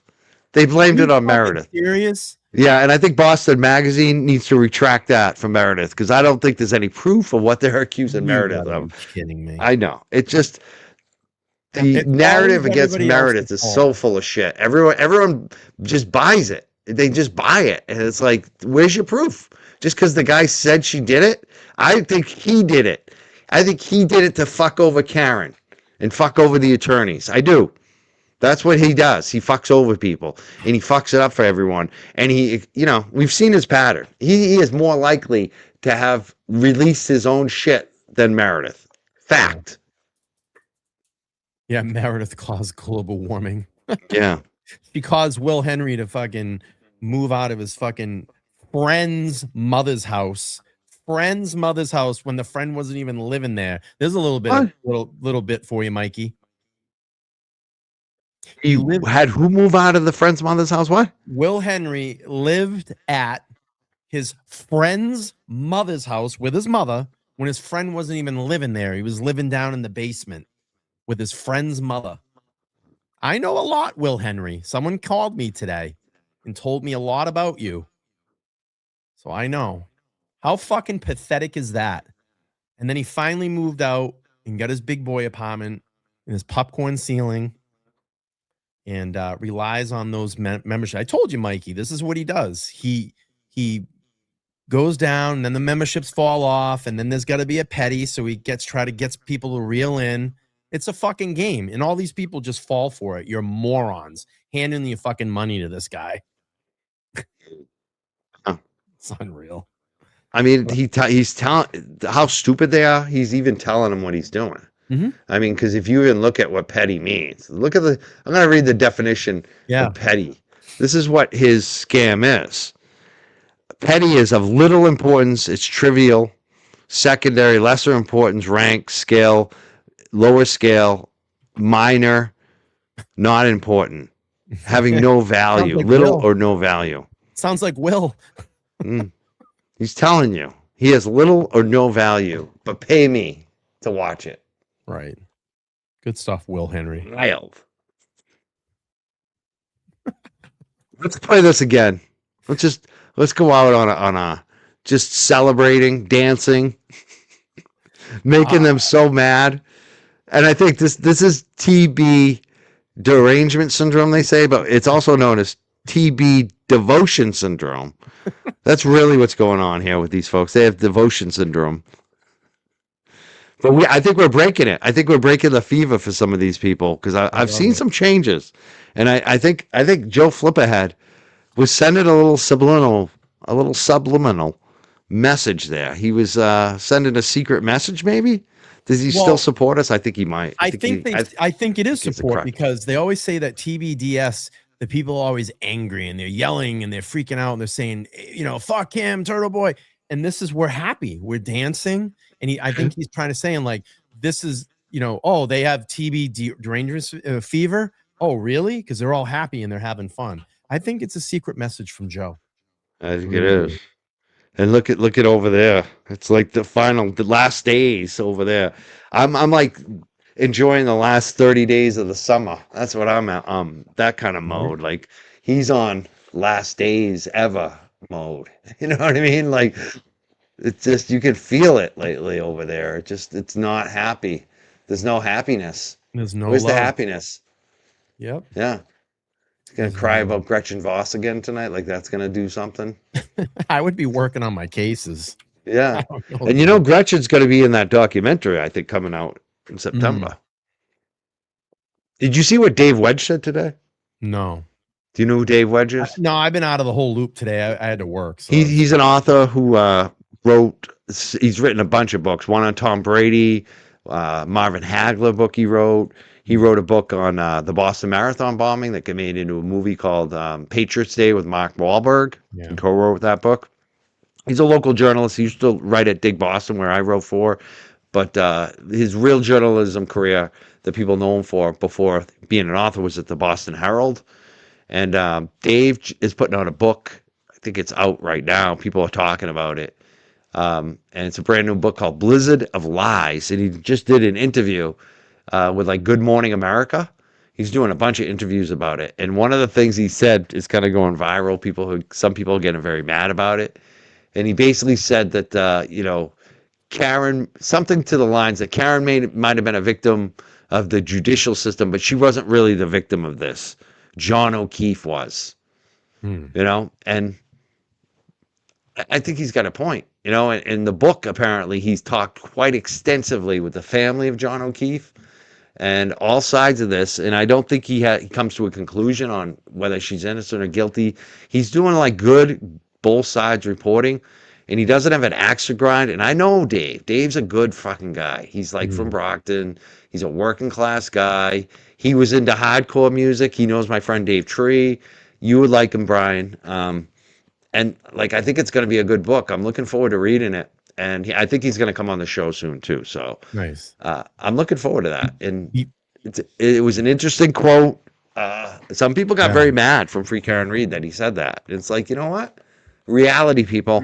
I think a lot of us have forgotten about John O'Keefe in a lot of ways, haven't we? I mean, even us, we're talking about Turtle all the time. Yeah. So I'm looking forward to reading the book. Mike, if I can, quick update before you play this. So there was a pretrial hearing in Enrique Delgado Garcia's case today. Unfortunately, I couldn't go. I had to work. But I want to let everybody know the next hearing is going to be on September 30th, 2026. Also, I just got an update too. And I fucking hate this when these sites make you pay. So I'm looking at the Worcester Telegram right now, and I can read like the first paragraph, but I wanted to update this. It says lawyers for Trooper and Delgado Garcia case seek text of Colonel. Worcester lawyers for the 4 troopers face manslaughter charges in the death of Enrique Delgado Garcia are seeking extensive records pertaining to command staff, including text messages of the Colonel and other top officials. So I'm gonna get the article. I actually came home tonight. I ordered the audio of today's hearing because I didn't see any video. Like, why are people not fucking covering this case? Like, I hate this. There's not even any fucking video in the courtroom. This is like a super important case. Like, everybody sits here and they talk about corruption and we want corruption. If you want corruption, it is insanely threaded through this case. I'm sorry, super passionate about this. No one talks about it. Mikey, I know you do. I know JFK has before. I'm not saying you guys. But no one. I get it though. But like, if you look at the grand picture, someone should have been there.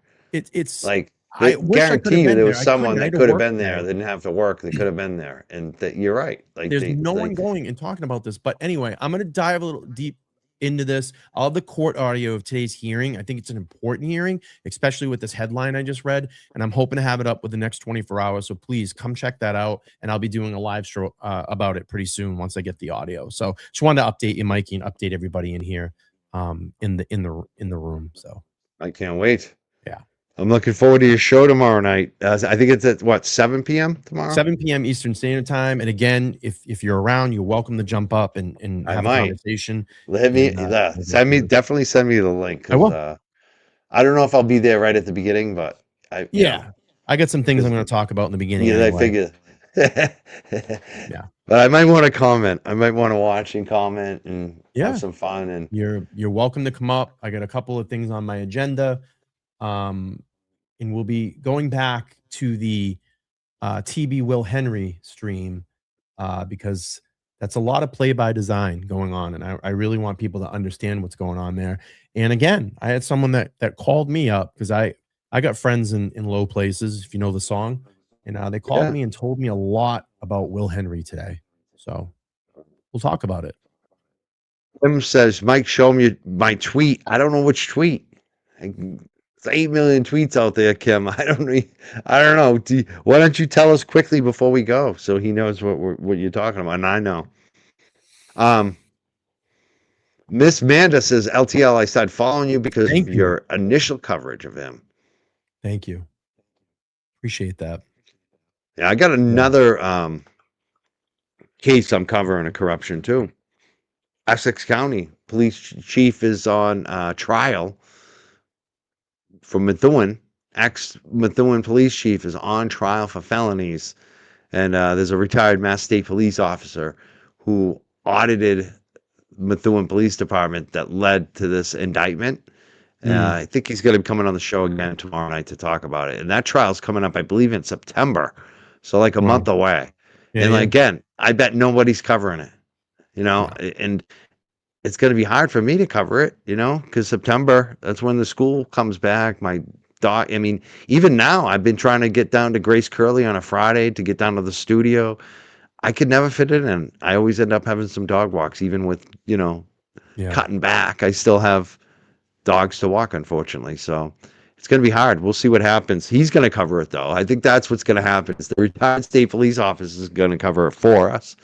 But hopefully some journalists get on that one, too. Like, that's the thing. There are other cases of corruption, and people don't seem to have the same level of interest, which is sad. It's kind of like a one-trick pony. Well, I think it's because of all the drama that surrounded this. So anything that you put up and talk about any of these clowns, or if anything's Karen Reed related, people are going to be drawn to that. But like I said, and you were just saying, there are other cases in this state that really need to be tackled. Enrique's case is very important. And not to discount anything you've talked about, the cases that you cover here in Massachusetts, really people need to get eyes on that. And it's just, it's sad because there is a lot of corruption in these cases. And it just keeps, it constantly keeps exposing or revealing how bad the corruption here is in Massachusetts. So, we fought hard for Karen. We fought hard for John. We need other people to fight hard for these other victims. Unfortunately, Enrique is not here to tell his side of the story. So this has to go through the courts and through the evidence. And I feel, and what I know about this case, the evidence is very, very strong. And I think that those four individuals, those four state troopers, are going to have a major problem when this goes to trial. And I'm just curious now to hear and see what's going to go on with these text messages, apparently what they're trying to get into evidence and seek. So we'll see, Kim said she tagged you. She tagged you in the article. All right. X? I guess so. I don't know. Okay. Well, I'll get out of here, Mike. I know you want to close up shop, so. Oh yeah. I'll be checking you out tomorrow night. All right. I think if my show happens, I'm just confirming we're definitely on, because I haven't really talked to him in like 10 days. But if my show's on, I think it's at 5:30. So you'll be at 7. We'll redirect our little audience over to you, whatever it is. And you're welcome to join. I'll send a link over anytime you want to pop up. And if he doesn't come on tomorrow night, maybe I'll just do a drama stream and get everyone up. Yeah, why not? I know you're probably tired, but just an open invitation. If you're around tonight, give me a buzz. I got to talk to you about a few things. Take your time. I'll be around. I'll be up for a while. I'll be around. So. All right. I'm gonna close up shop now, and give me a call. Bye, everybody. Thanks for having me up, Mike. We'll talk. Have a good night. Later, you. Brian. We're the Young Jerks. That was Brian from LTL Media. Go follow him if you haven't already.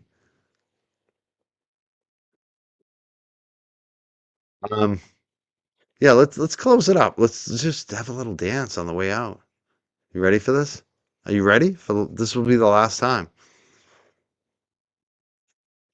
We're gonna get struck. We might as well get struck with Saturday Night Fever, right? We made no money tonight. We got no super chat for once. Well, I'm not complaining. We had a great last week, 10 days. Like, you guys made it for us happen. You made it rain over the last week. It felt like we made a month's worth of money in a week. So it's been amazing. I'm not complaining. This was really for us tonight. Thomas says Karen wasn't a victim. I don't think he really said that. I didn't say that. But I think he's saying that, in the story that he wrote, John is really he lost his life, you know? Karen did win. You know, in the end, she did win her case. I think that's his point. Like, don't forget the family. And that's the thing about this Dave Wedge book. He spent a lot of time with the family, the O'Keefe family. I'm interested to see what they have to say in this book. Because we really haven't heard from them, have we? Besides Paul. Paul spoke to Christina Rex, that interview one time, but we really haven't heard from them, especially the mom and dad. And I get what the author is saying too. Like, John was the real victim in this, if you really, no matter what you feel on either side. So.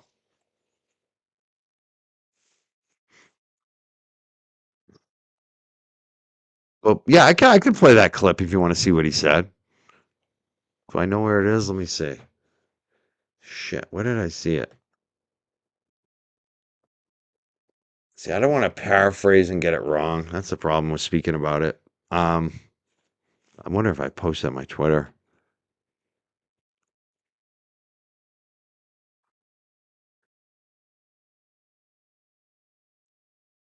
I guess it's not on my Twitter.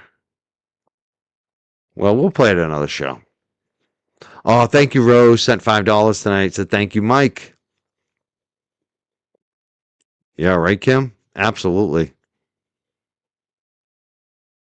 Absolutely. So Rose made our night tonight. I gotta say, Rose paid for everybody tonight. Rose paid for our electricity and our meal tonight. Thank you so much, Rose. $50. That's huge for us. Wow, look at that. Thank you, Rose. Thank you for being here tonight. Yeah, rest in peace, John O'Keefe.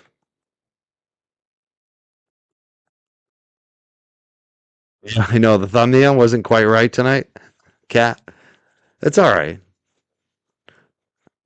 We've changed it. We started out with the Canton Select Board. We did the public comment, and then we went to Stoughton.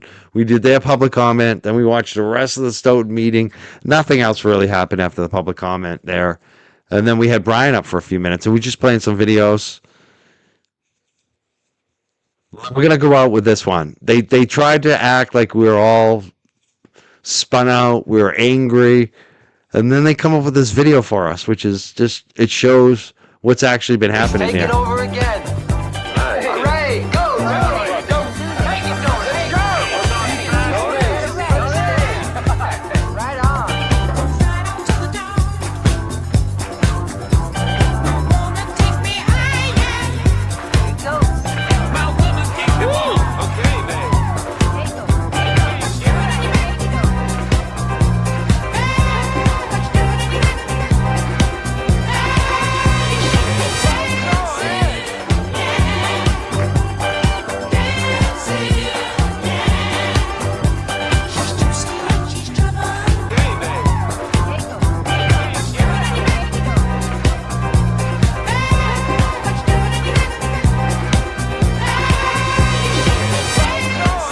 Look out, give the kid some room. He's taking over again.